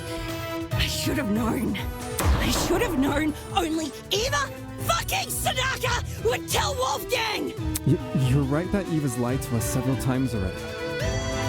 But she's just some mathlete. How did someone like her come up with something this complicated? Her talent would give her the upper hand in all that measurement nonsense. Even so, the sheer volume of items Eva had to steal. She's been under heavy suspicion these past few days. How did she sneak into Jet and Desmond's rooms without being noticed? It's impossible. Wolfgang even got mad at me for being late to the dining hall by a few minutes. I've been watched the entire time I've been here.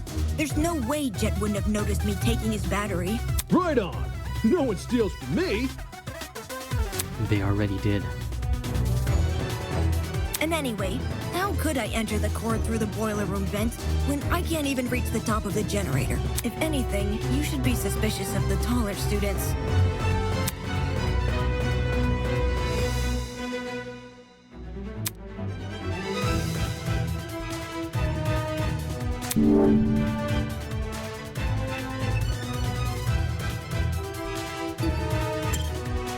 Ava grabbed one of the boxes on the concrete platform and placed it next to the generator. That's setting myself up. Removing a box would reduce the amount of boxes on the platform from 3 to 2. Flexing your mathematical prowess, I see. I'm saying Damon would have noticed if a box was missing, since there's so few of them to start with. But he never noticed anything, because there were just as many boxes as there were last time. Couldn't you just move the box back after using it?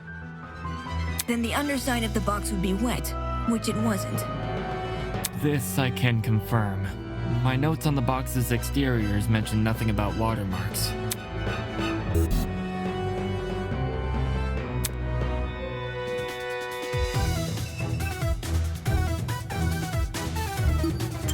This is it. Ava, to reach the top of the generator, you simply stood on one of the boxes in the boiler room. There's already a huge pile of them near the generator itself. You could easily push one up against the machine. Ah, she would have known about those boxes in advance, too, since she explored the boiler room with you ahead of time. Okay, I could have used the boxes to reach the top of the generator, and I could have fit the cord through both vents if I inserted the right plug. I can do both of those things without attracting suspicion. What I can't do without attracting suspicion is opening the vent. Which vent are we talking about? The dining hall one. Based on what Damon's saying, it needs to be opened for the killer's trap to work. But opening it during the tournament is asking to be caught, and opening it before the tournament is useless because Jet, Cassidy, and Mark would see it while setting up. Oh yeah, you're right. If there was an open vent with a cord tied to it, I would have noticed for sure. Now that Eva mentions it, I'm pretty sure the vent was closed during setup. See, there's no way I can execute this trap without being caught. It's a stupid trap anyway. All the cord and vent stuff is too complicated. There's a billion ways it could go wrong. Damon's just making stuff up. He doesn't know what he's talking about. What the? That's bullshit! Get it, you four-eyed troll! You can't talk your way out of this one! The only person who would be sick-minded enough to kill Wolfgang is you, and only you! Don't you fucking try and tell me otherwise!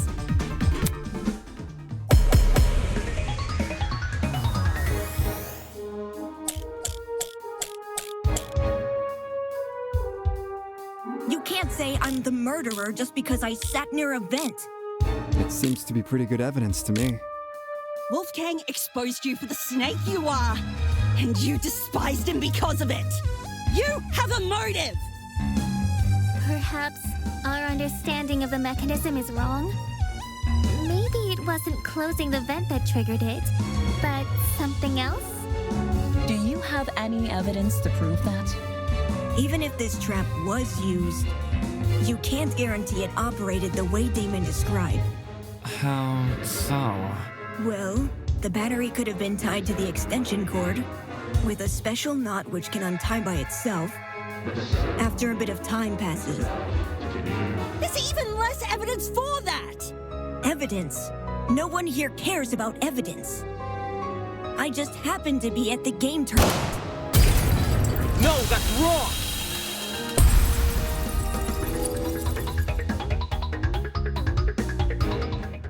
No. It's no coincidence you were at the game tournament. In fact, it's not even a coincidence the tournament took place during the murder. What do you mean? It was impossible for me to notice this earlier, but the killer timed the tournament so it would grant them an alibi for the murder. Whoa! Are you accusing me of murder again? I thought you said Ava was the culprit. The detective isn't supposed to switch suspects in the last stretch like this. You're totally throwing the audience for a loop, and not in a good way. Except neither of you played a role in determining what time the tournament would be held. The only person to determine that was Ava.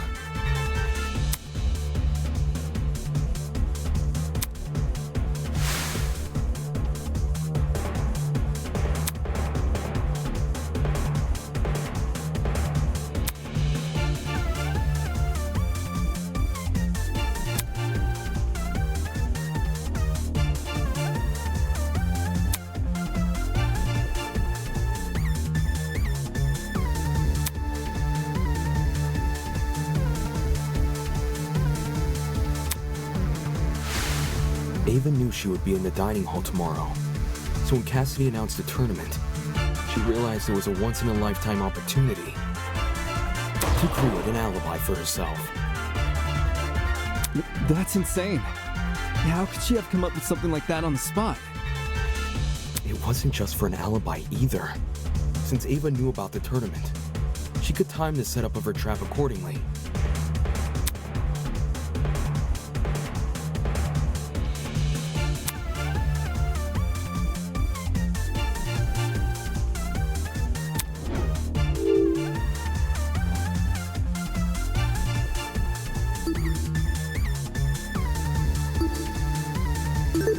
I got it. Cassidy, you told me Ava approached you yesterday. and asked to help set up the tournament. What exactly did she say? When did I tell you this again? Before the tournament? Oh, now I remember. Yeah, Eva wanted to see what sort of equipment the tournament needed. After I showed her Mark's stuff and told her we were redecorating the dining hall, she offered to help.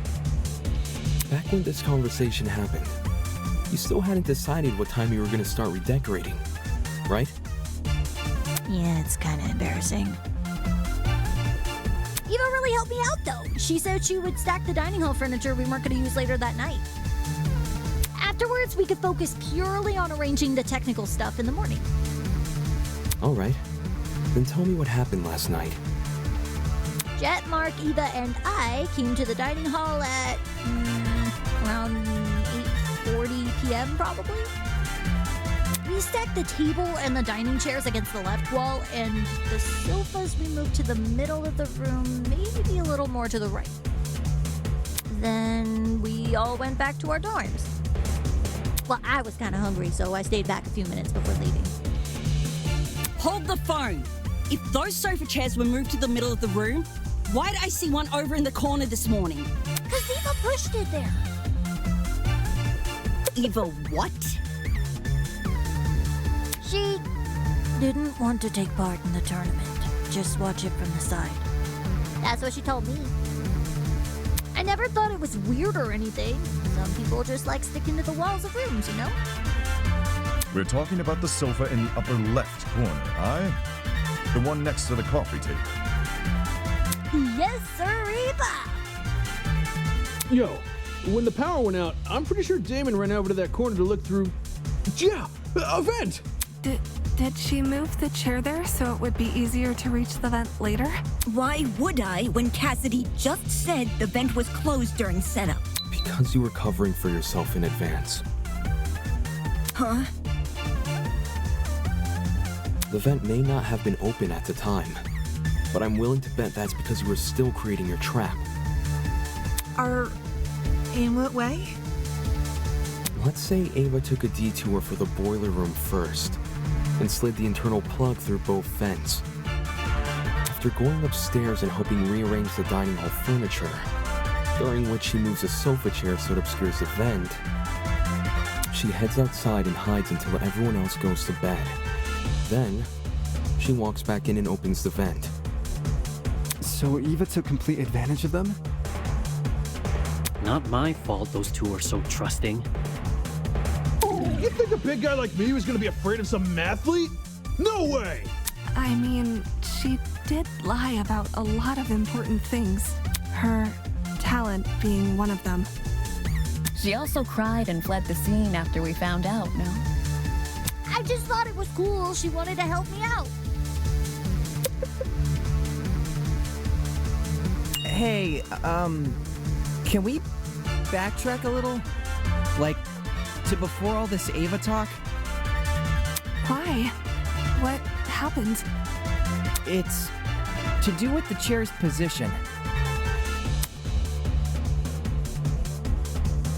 You guys keep saying it was in front of the vent, but Damon stood in front of the vent during the blackout. If the chair was in the position you all say it was, it should have blocked him from crouching in front of the vent. Ava probably just moved it during the blackout. Eh? Before the blackout, it was positioned with its back to the left wall. However, when I ran over to the vent, the chair was suddenly pushed up against the northern wall, out of the vent's range. Ava must have shifted the chair while everyone was initially panicking from the blackout. I'm guessing she hoped people would misremember its position and think it was always along the northern wall. Oh, man! So I totally fell for it? I also remember seeing a speaker in that corner. Yeah, about that. This morning, Jet, Mark, and I arrived at the dining hall a little after 8 a.m., then Eva came a few minutes later. She helped us put together Mark's equipment, which was stationed in the lower right corner of the room. And then she volunteered to play speakers around the room while Jet and I set up the TV next to the fireplace. Moving a speaker near the vent. Did Eva do that to drown out Diana and Wolfgang's scuffle? Yeah, and in turn exacerbate the effects of the other speakers. There were almost a dozen spread throughout the dining hall. Some even sandwiched into corners they didn't need to be. Eva probably placed them that way to cover as much ground as possible. Still. Eva entered the dining hall at 8:10 a.m., right? So wouldn't it be impossible for her to knock out Lawyer Man at 8:15 a.m.? According to Eva, she arrived around 8:10 a.m., but it's possible she actually arrived much later. Since there's no clock in the dining hall, he just couldn't have known. In fact, that might be why Eva seemed so eager to arrange Mark's equipment in the morning. Upon realizing it had a clock, she wanted to ensure it would only be powered on after she arrived. It seems the setup of this trap occurred across 3 phases. Phase 1 took place in the boiler room and involved tying a lithium battery to an extension cord. The cord was then slid through the grates of the closed boiler room vent, presumably until it almost poked out the other end of the ventilation shaft. Phase 2, by contrast, was carried out in the dining hall. The aforementioned cord was tied around the dining hall vent, which was then left open. This must have happened after Cassidy, Mark, and Jet were already done redecorating. For the third and final phase, the battery was carefully suspended over the generator. All these steps combined created a pulley system, which could only be triggered by closing the dining hall vent. Is there anything I'm missing? How I closed the vent. Huh? No one has explained how I closed the dining hall vent. Obviously, I didn't do it during the blackout. According to Damon, the blackout can only happen after the vent is closed. So, I must have stood up, gone behind the chair, and closed the vent during the tournament. That's stupid. Someone is definitely going to notice that sort of conspicuous movement. It doesn't matter if that someone is on the opposite side of the room. They're going to notice. How did we overlook such an obvious discrepancy?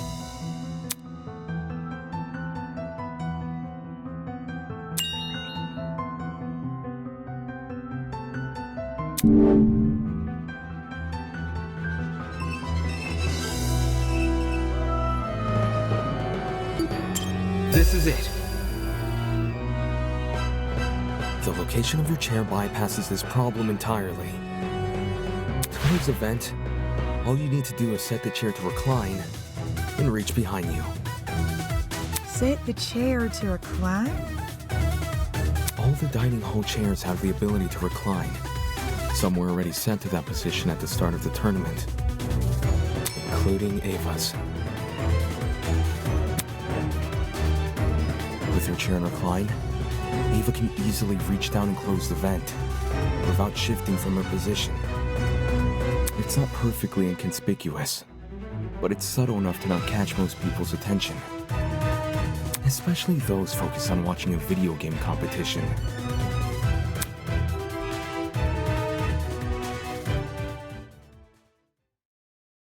Well, am I wrong?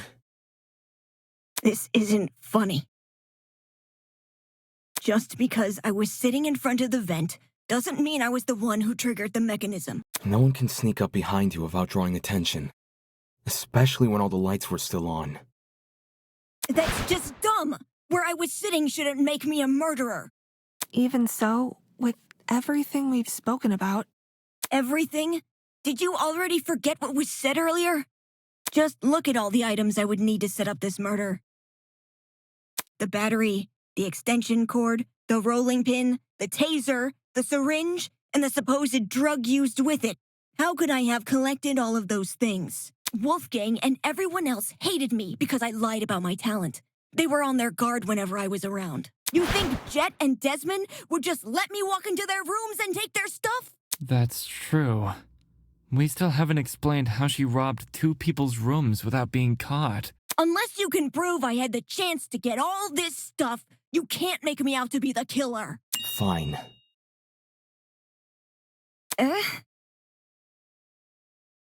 I'll show proof. Only you could obtain the items necessary for this murder.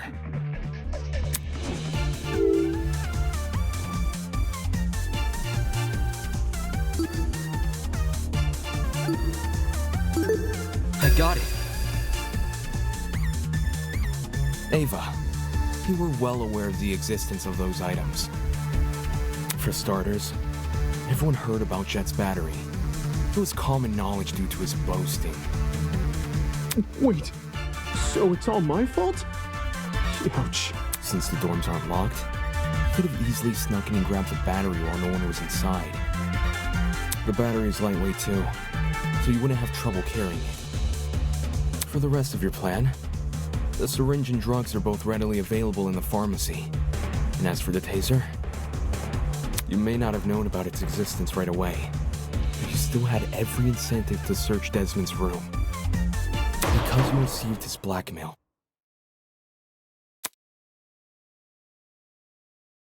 Eva? You knew my blackmail this whole time and never said anything? So what? Huh? So what if I knew? I wasn't the only one. Damon knew your blackmail as well. Oh yeah, he read it out loud to everyone earlier, didn't he? Damon knew almost everything I did. He knew where the items used in this murder were stored. He knew the layout of the boiler room and the storage closets. He knew all sorts of things. The only thing he didn't know is the one thing more important than any piece of physical evidence. The hell are you talking about? See, you still don't know. You still don't know that we never saw eye to eye. Huh? Eye to eye... on the not killing each other stuff? On Wolfgang. Eh? Damon saw the way Wolfgang scolded me and treated me like a bad guy, and he thought I hated him the same way he did. But unlike Damon, I never wanted Wolfgang to die. What the? Whoa! That's a loaded accusation! Not a first for this trial. If you thought you saw the worst of Damon after the dummy trial, you underestimate just how low he can stoop. I practically risked my life pretending to be his ally. But in return, he let me see the extent of his deceitfulness, which is why I can tell everyone that Damon has Wolfgang's blackmail. Oh gosh!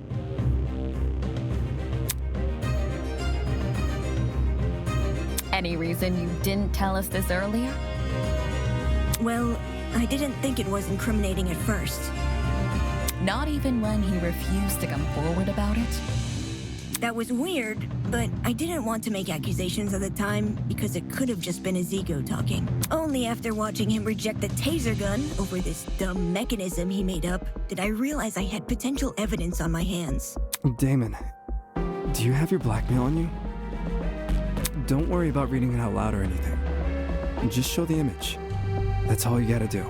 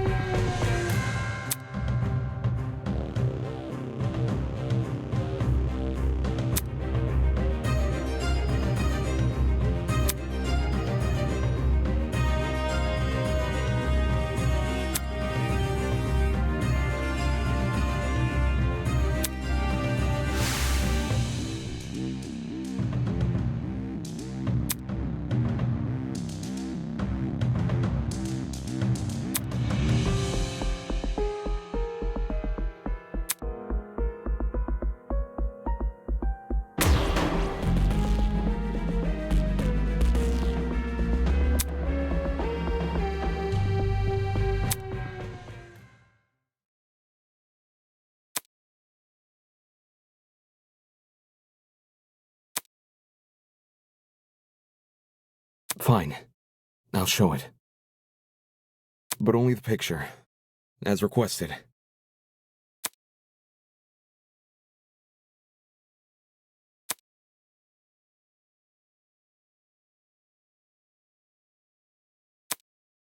He's married? Ingrid, Wolfgang doesn't have blue eyes. So, who is this then? His parents? I mean, why else would the guy look like him? Given the year this photo was taken, these two people must be his parents. Look at what's printed at the bottom. April 17th, 2001. We know how old Wolfgang is because of the student reports. In 2001, he wasn't even born yet. But why his parents? Are they being held against their will? You can't leave us hanging, Damo! You gotta read out what it says! That's not what was asked of me. And even if I had to, I don't think someone who can't explain himself should have his secrets revealed to everyone. Some things are better left unsaid. For the record, I know what Wolfgang's blackmail says, but it didn't change my outlook on him. I don't think it's possible for anyone to hate someone like Wolfgang. He was always brave in the face of sheer adversity, and encouraged everyone else to act likewise. Wolfgang challenged me to be a better person. Wolfgang challenged all of us to be better people. And maybe Ava simply couldn't rise to his challenge. Don't listen to him! He's trying to divert everyone from the truth. Even though Wolfgang and I didn't always see eye to eye, my respect for him and his talent never wavered. Why would someone like me harm him? Me, who's been leading this trial much the same way he led the one before. I may have questioned the idea no one here would kill, but that doesn't make me someone who wants to see bloodshed. He does! He does want bloodshed! We have all the proof he's a cold-blooded killer! Wolfgang's blackmail, which he lied about having! But wasn't Damon playing? Nothing he says should be trusted. Nothing he says about me, or anything else. It is odd that we place faith in a man who does not have faith in us. So much so, these discussions are mostly led by his own conjecture. Damon isn't the killer, though. Why would he try to mislead anyone? Like, he and I were playing a game when the murder happened, and multiple people can vouch for us.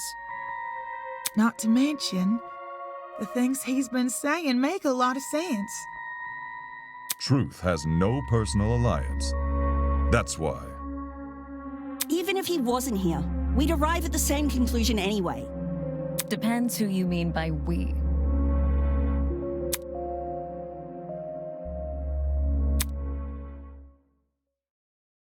Then, you all still think I'm the killer? Someone needs to be voted by the end of this. Don't just say it like that! No!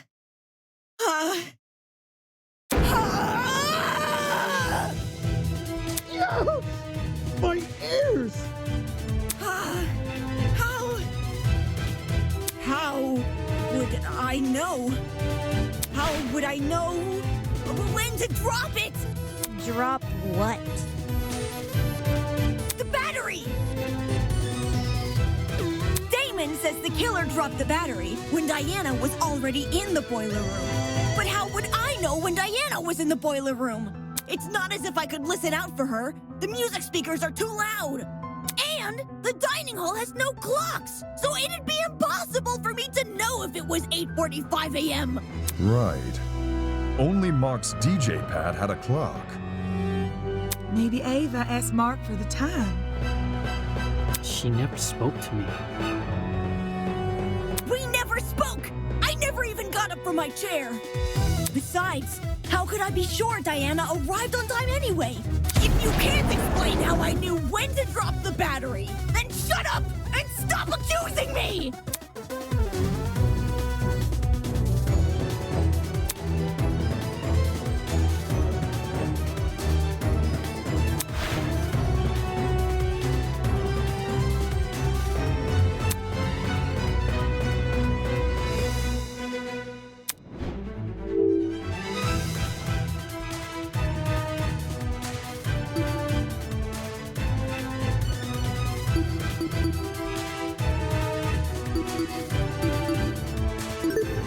got it.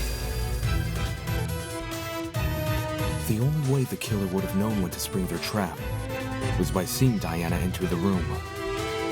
Any uncertainty would ruin the plan, and the dining hall was too loud to hear anything over.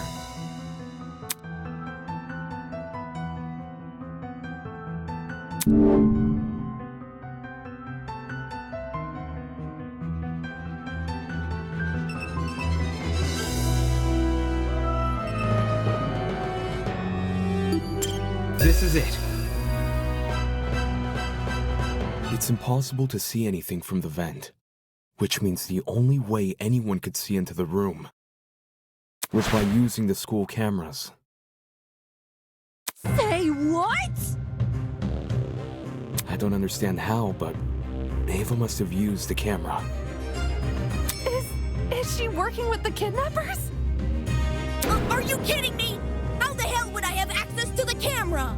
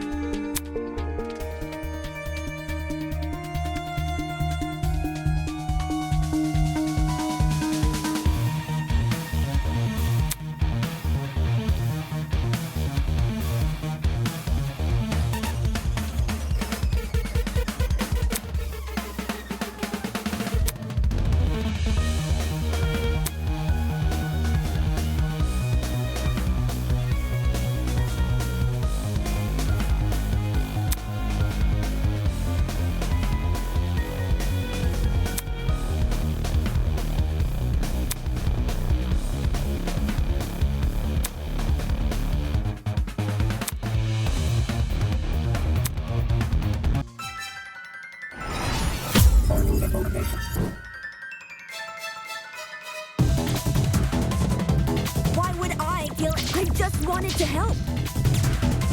This isn't fair. There's no proof I killed Wolfgang. This isn't fair. Who cares? Why would I kill anyone? Why would I kill? It's Damon who's suspicious. There's no proof I killed Wolf. I just wanted to help. I just wanted to help. I didn't see anything. I just wanted to help. There's no proof I killed Wolfgang. It's Damon who's suspicious. I thought you trusted me. It's Damon who's suspicious. There's no proof I killed Wolfgang. It's Damon.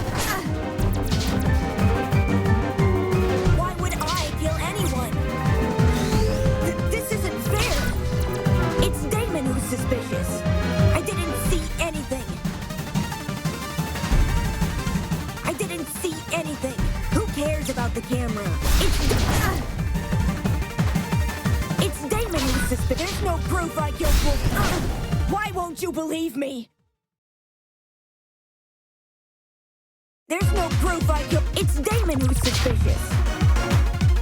I didn't see anything. I didn't see anything. I just wanted to help. I just wanted to help. This isn't fair. This isn't fair. I didn't see anything. Who cares about the camera? How could I access the security camera? It's over. Ava, we know the truth. No! Don't kill me! What you said was true, Ava. Whether or not the trap works depends on if the killer can see inside the boiler room. Which begs the question, how does the killer see inside? They can't just get on their knees and peek through the vent. Everyone in the dining hall would notice.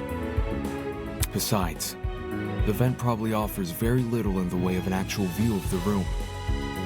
Exactly! It's impossible! Right. It's impossible. From this particular angle. If I switch perspectives, your entire argument comes completely undone. What do you mean? Ava assumes I'm taking only one factor into account. Her position at the time of Wolfgang's murder. Little does she know that in ruling out that factor, she's led me straight to another. A certain item which could have granted her the ability to see inside the boiler room. An item that, like the chemical smell, only makes sense when all other options have been ruled out. The game console she brought with her to the tournament. Ava had a game console? She wanted to get in the spirit of the tournament without being directly involved, or so she claimed. But when every other option has been ruled out, what else can we look to but the one that's yet to be addressed? Are you saying she saw inside the boiler room using the console? So he played live footage of the room? Sounds like a stretch. If I'm wrong, Ava should be able to prove her innocence. Go on, Ava. Show us the console. Huh? I don't think she has the console on her, dude. She has to. She never had an opportunity to slink away and dispose of it. What about the blackout? When the blackout first hit, people were disorientated for about a minute at most. Ava likely spent those 60 seconds undoing the cord and moving the chair. Between then and now, she's never been alone. The only exception was when she and I split up to investigate the dining hall and the dorms respectively. However, the laundry room, dining hall, and courtyard all had people in them, so I doubt she hid the console in any of those rooms. And the janitor closet? That room has been locked for days now. She obviously couldn't hide the console there. Which means it must still be on her person. Like I said earlier, if I'm wrong about the console, you can take it out right now and show everyone its contents. What are you waiting for? Quit hiding the stupid thing and show it! You're just trying to make me look bad. You don't know what you're talking about. You're just jealous of me. You're jealous of me and my talent. That's all you are. Jealous. Hey, calm down. Why not just pull out the console? Yes, show us the console and then you'll be done with this. No! Eh? I don't have to show anyone anything. That's the most suspicious thing you could say. It's not suspicious. I'm telling the truth. That's obviously a lie. Why go through the effort of mentioning Wolfgang's blackmail if you won't reveal this? Now that I think back on it, Ava had been staring at her console the entire tournament. I thought it was weird, coming all the way over to the dining hall when she could have just stayed in her dorm.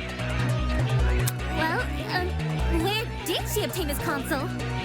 We should discuss those details before continuing any more with these accusations. said she won it from Tozu's gotcha. Seems natural he would stock that machine with dangerous items. With this being a killing game and all. Between 14 impossible culprits and one possible killer, there's no need to sort out the facts further. Ava, you're the only one we can vote for. That's such twisted logic! You're going to vote for me without being completely sure I'm even guilty? There's no need to be completely sure, if no one else can be suspected. In case anyone still doubts Ava is the killer, I'll go through the case one last time. And once all the pieces are laid out for everyone to see, I'll prove she's the killer, once and for all.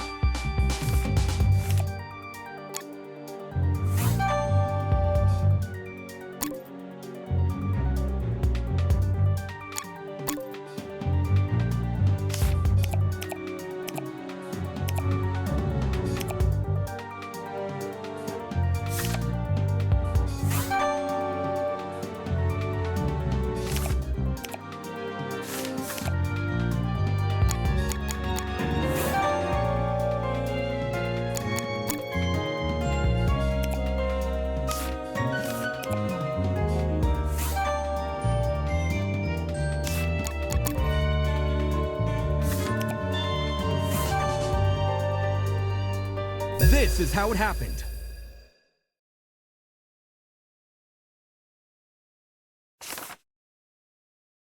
This case was directly incited by the motive Tozu introduced, in which everyone here received another person's blackmail.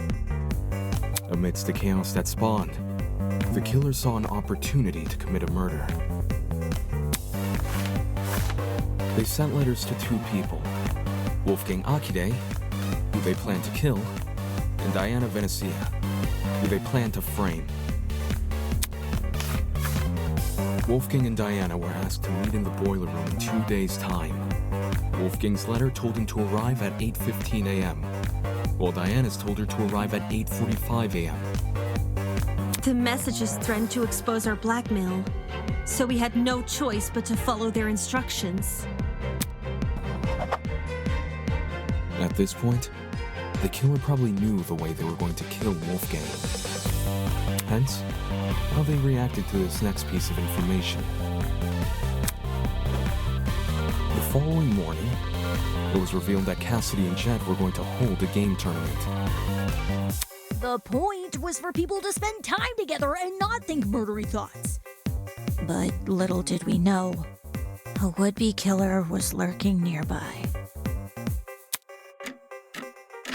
And how? The killer emboldened their own plans and made it so the tournament would happen at 9 a.m.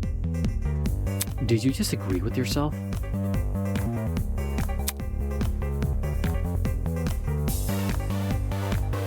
Both Wolfgang and Diana turned down the offer, which must have been music to the killer's ears, since it confirmed their plan was working. The killer took this as a sign to commence the next phase of their plan. Later that evening, they went downstairs to the boiler room and began preparing the murder weapon. Though it might be more accurate to call it a murder mechanism. The killer wrapped an extension cord as tightly as they could around a car battery, which had been stolen from Jet's room.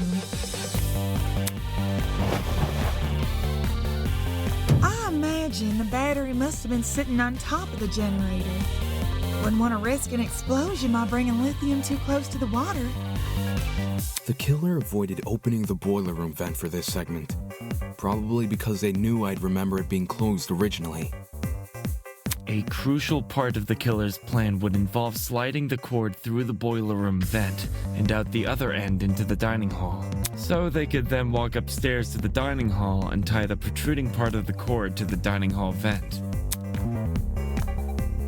Funnily enough, the killer was going to be needed in the dining hall very shortly. Yeah, to help Cass and me rearrange the dining hall's furniture. We were saving the whole thing for next morning, but they convinced us to do it that night instead. Their intentions were threefold: create an alibi, hide the vent with a piece of furniture, and then open the vent in secret. After which, they'd return to the boiler room and suspend the battery over the generator. Which brings us to today.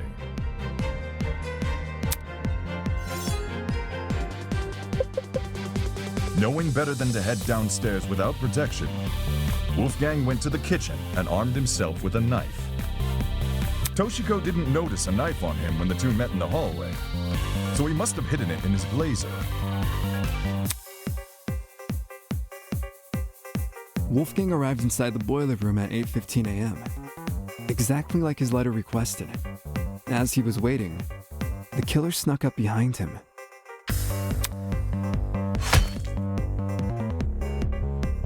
And he got smacked right in the head with that steel rolling pin and crumpled like paper. A syringe was then used to inject Wolfgang with a sleeping drug, ensuring he would remain in the boiler room until Diana arrived. The killer might have, left the taser on the floor around this time. Yeah, the taser they swiped from my dorm. They must have decided to raid the place after receiving my blackmail. If I'd heard about the taser sooner, I could have gotten rid of it, as well as whatever else my blackmail supposedly mentions. Save the angsting for later, will you?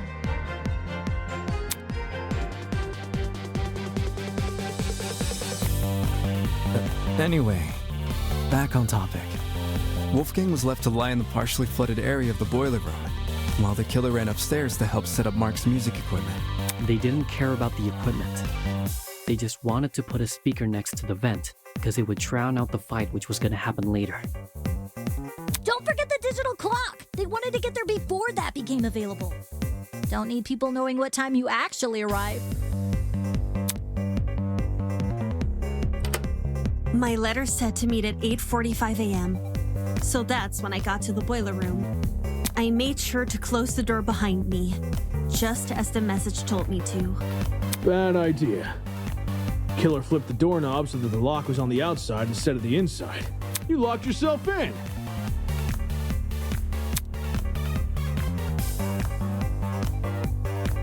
The room was really dark too. I didn't even see the suspended battery, only the blinking security camera. And then, Wolfgang, he got up on his feet all of a sudden, and he started crying and saying these weird things.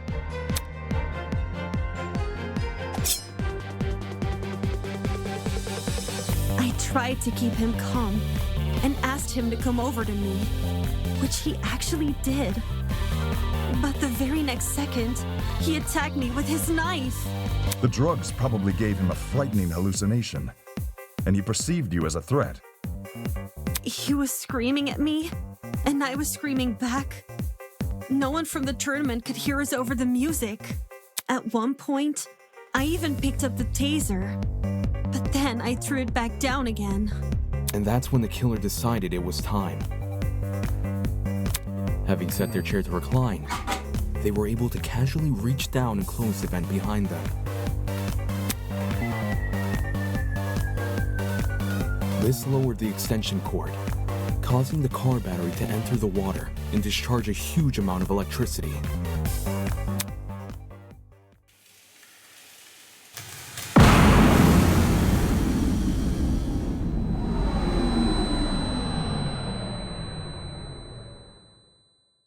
Wolfgang, who was still standing in the water, was electrocuted instantly. The battery itself exploded upon reacting with the water, which the killer was likely banking on as a way to destroy evidence. All of this happened right under my nose. No one could have guessed that someone present at the tournament was committing murder. The explosion also damaged the generator and caused the blackout. Everyone ended up stumbling around in the dark. Not for long, though. We quickly came back to our senses and agreed to look for a backup generator on the underground floor. I used a hairpin to unlock the boiler room door and ran outside, but you guys had already made it downstairs. That's when you say you ducked around a corner and out of sight. Only after everyone went inside the closets did you then dash upstairs.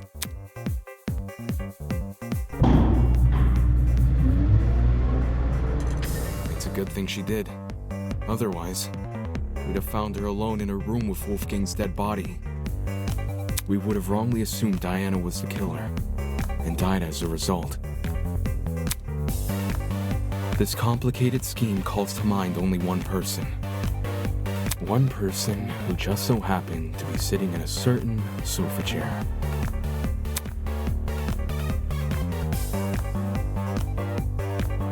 That person is you, Ava Sunaka. It's over, Ava. We know the truth. It's not fair. This isn't fair. This isn't fair.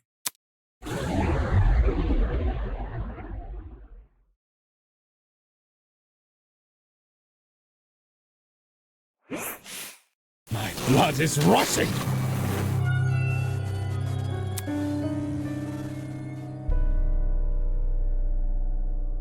Well done. This isn't funny.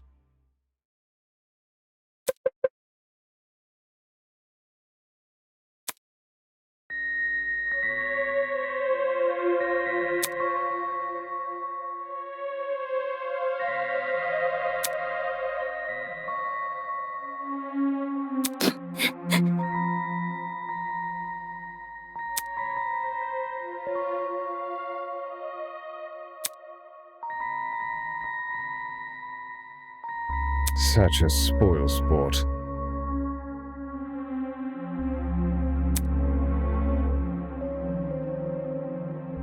There must be something.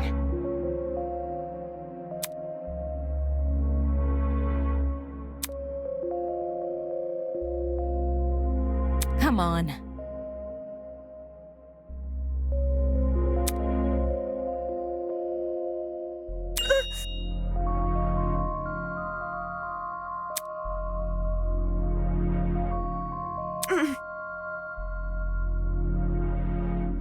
This is... You... Such disrespect!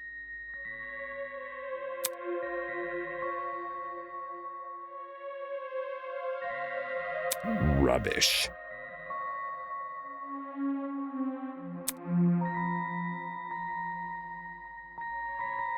Son of a bitch! Holy...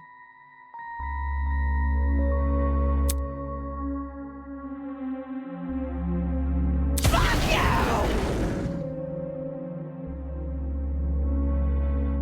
Shit.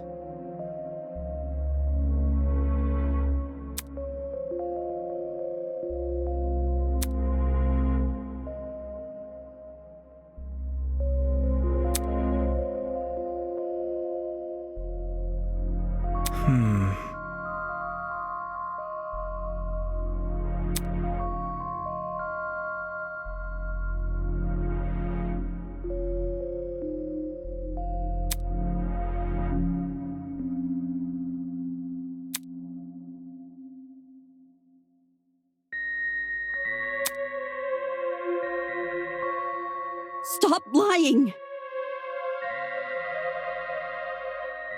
This looks bad.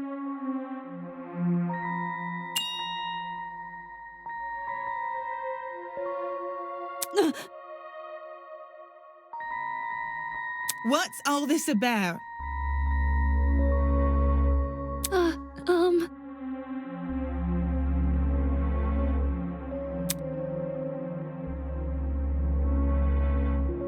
Yeah, Slow down. I see.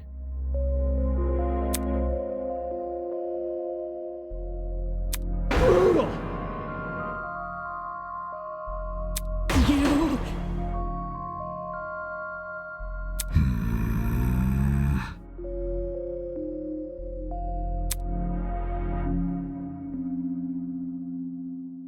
What? That ain't it. Duh. Who? Me?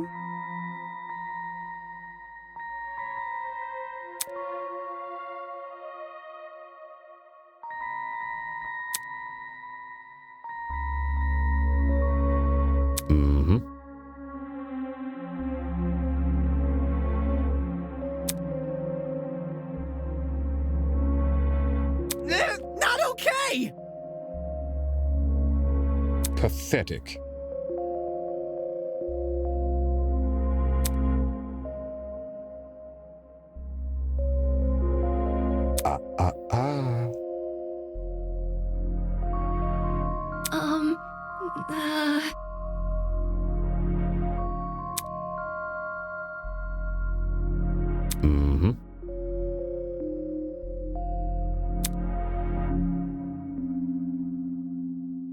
Huh?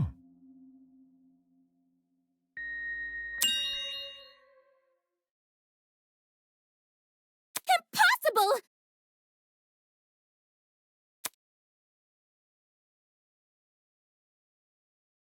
Plot twist! Holy!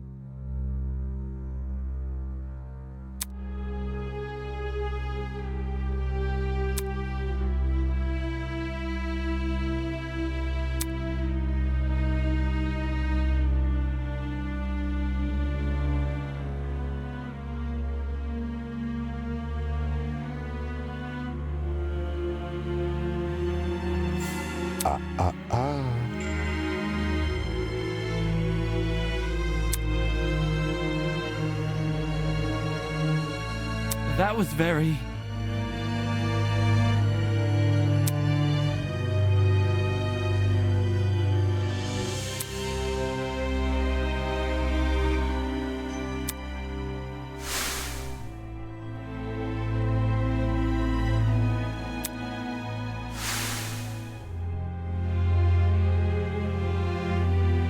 Well done.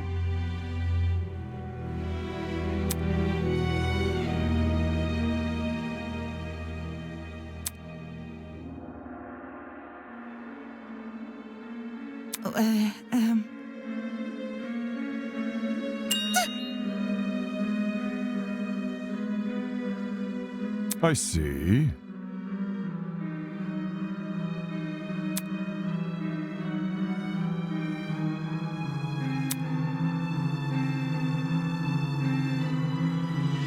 Well, I...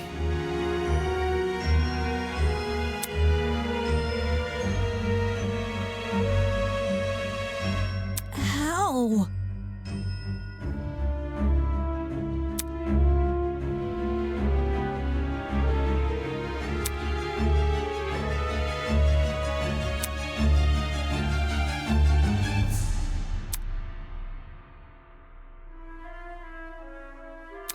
I...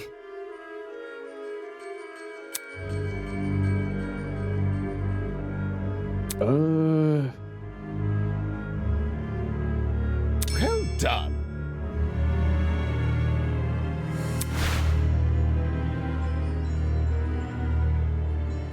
For real? No.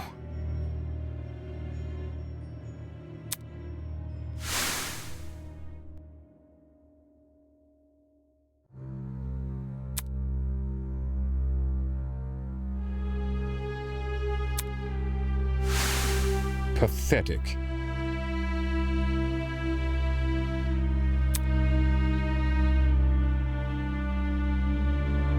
Plot twist!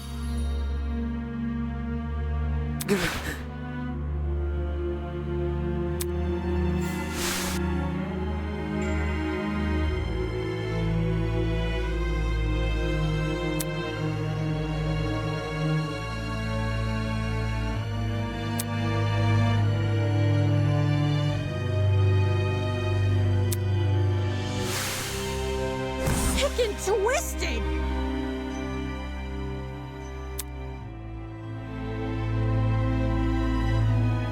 Why the long face?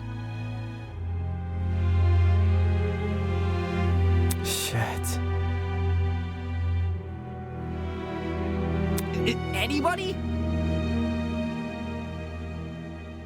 Who? Me?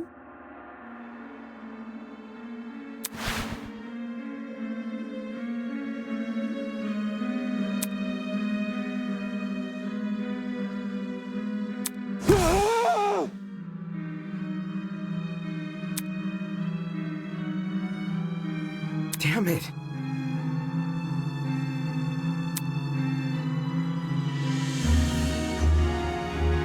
Oh, crud! But then...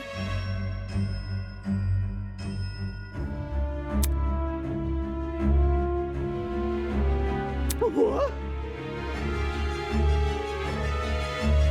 Nonsense.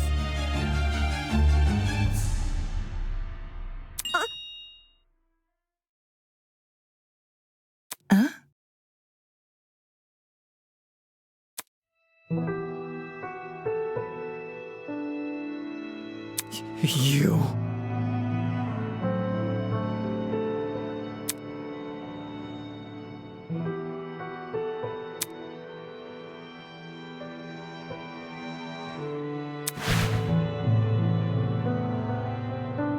Hang on.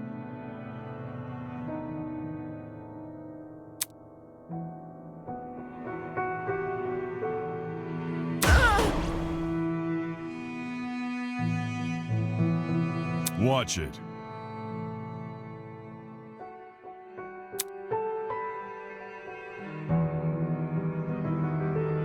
What a joke.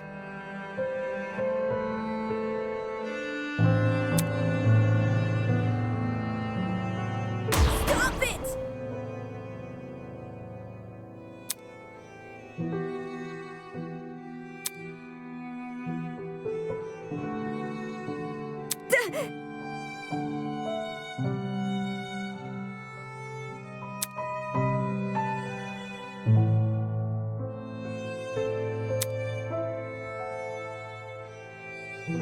Whoa!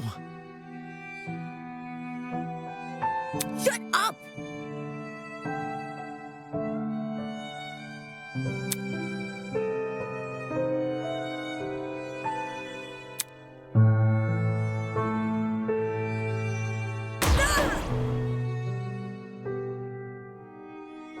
Bro? You really let me down.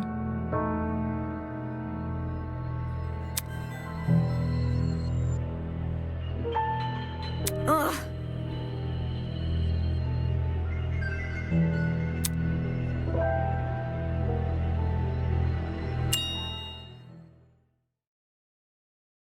Huh?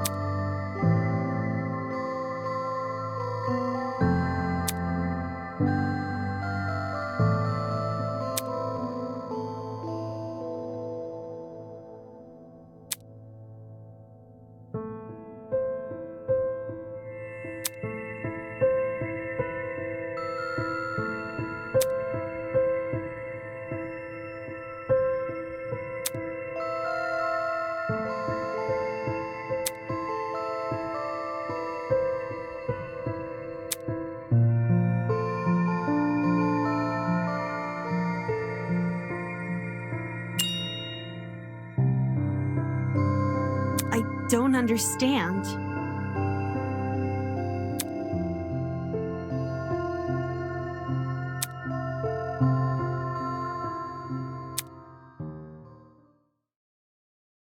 Why?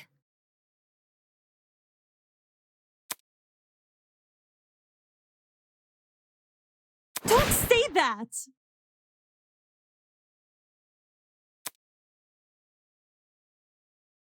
I don't want to.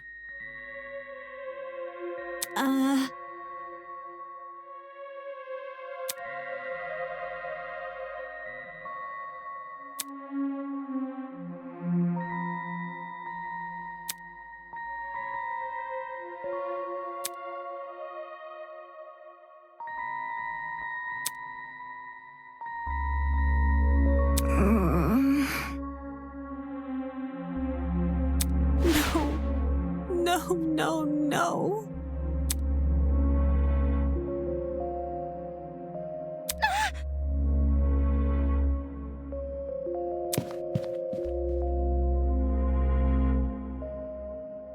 How can you believe that?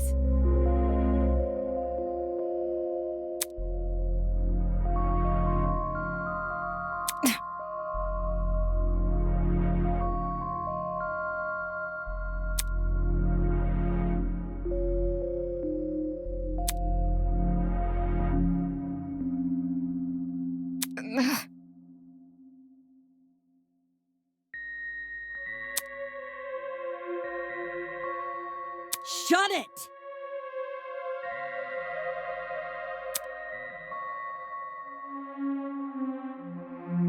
Fuck you!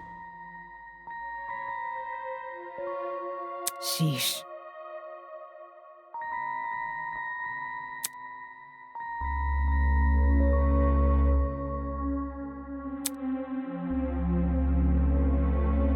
How can that be? Honestly?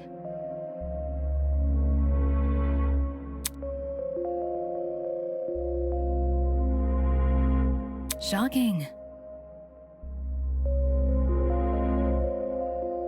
My thoughts exactly.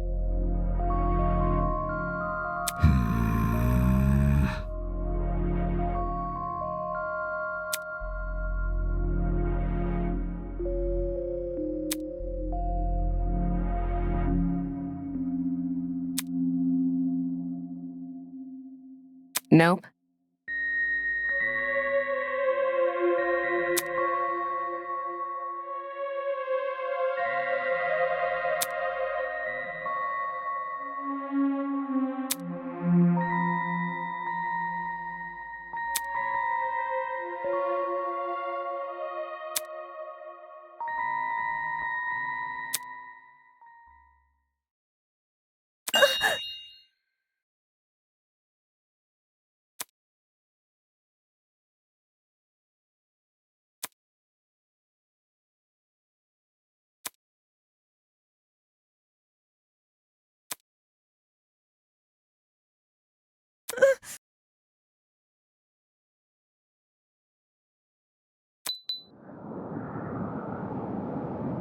What did you say? Nonsense! Who, me? Dude, no!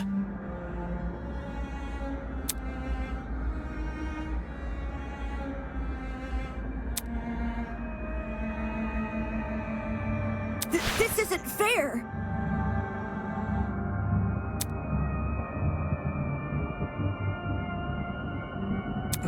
Worthless.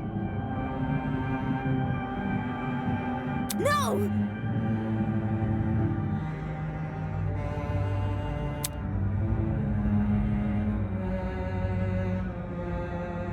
Stop it!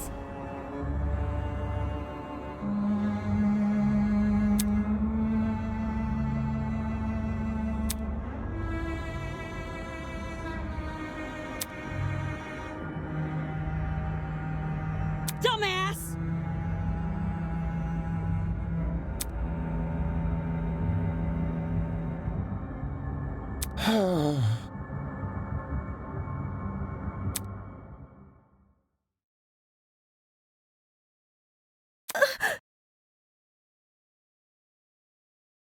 Holy!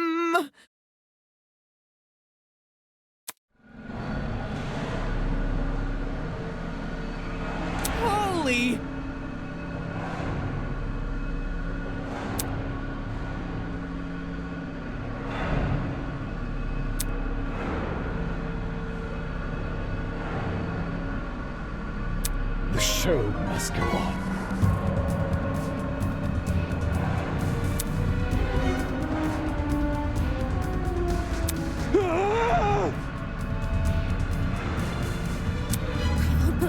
I won't believe.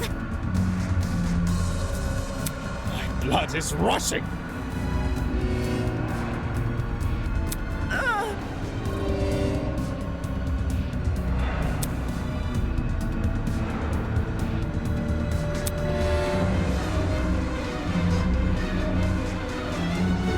Don't kill me!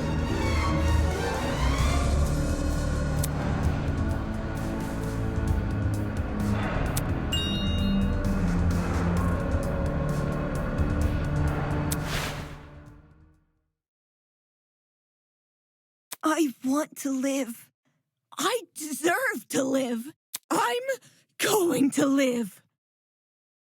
I'm going to live!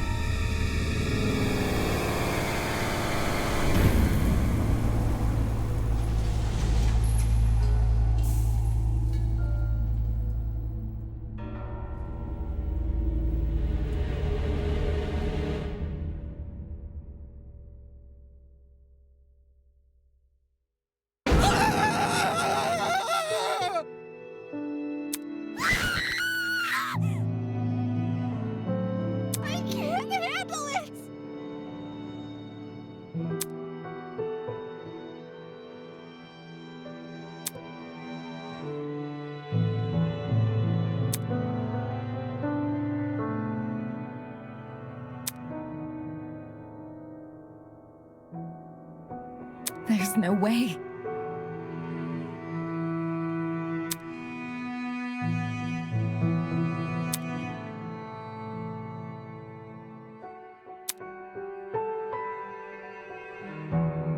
Isn't this lovely?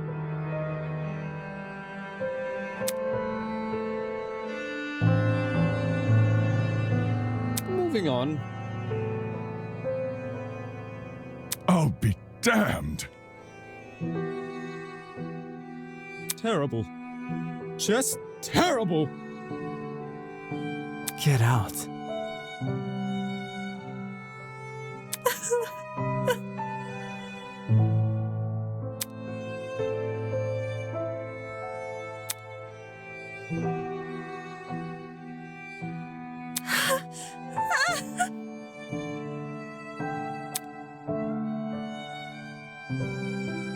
I can't believe it.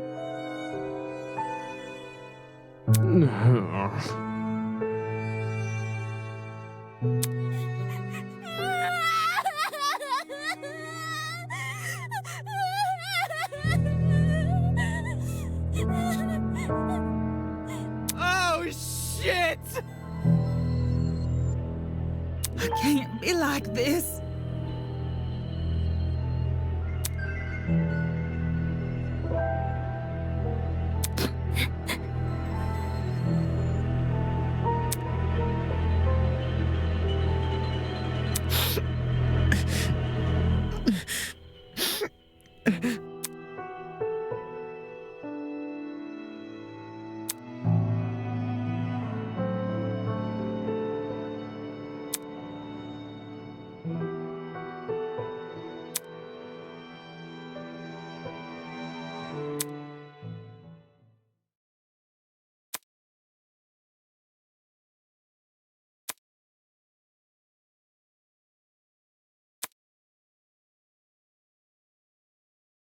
It's all my fault.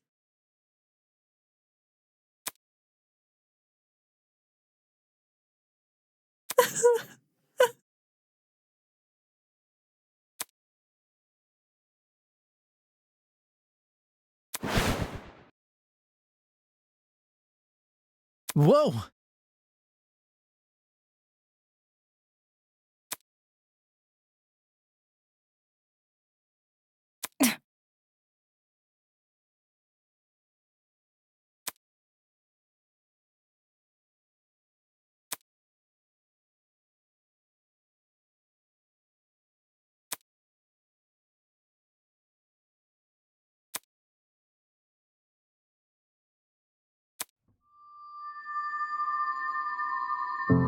It is how it is.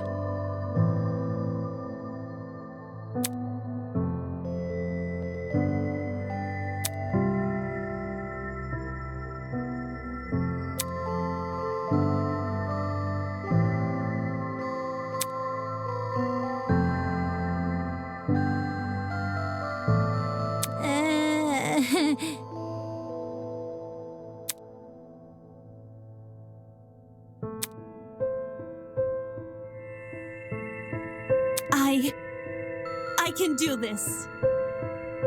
Believe me.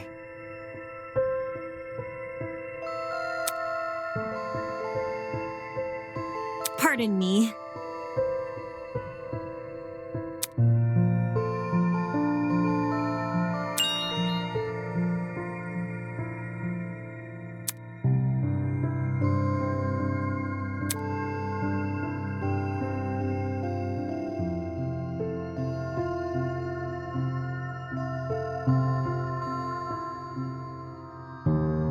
Like a chameleon, I will adapt.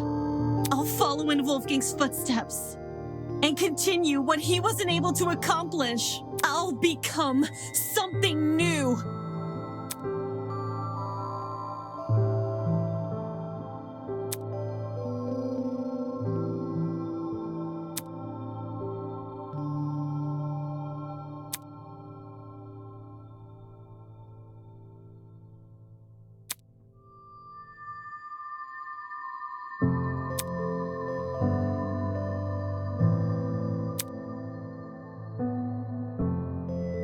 Hold on.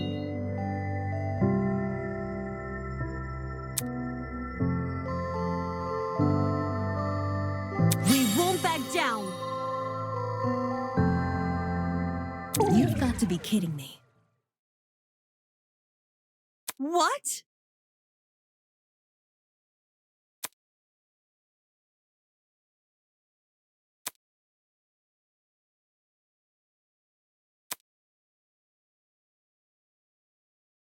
Can this get any worse?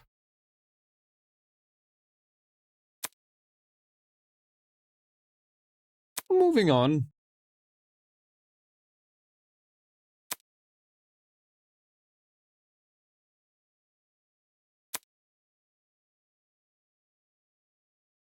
Mm-hmm. Get lost. Ingrates.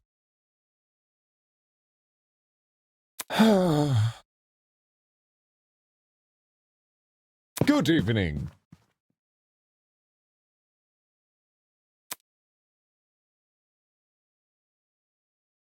Isn't this lovely?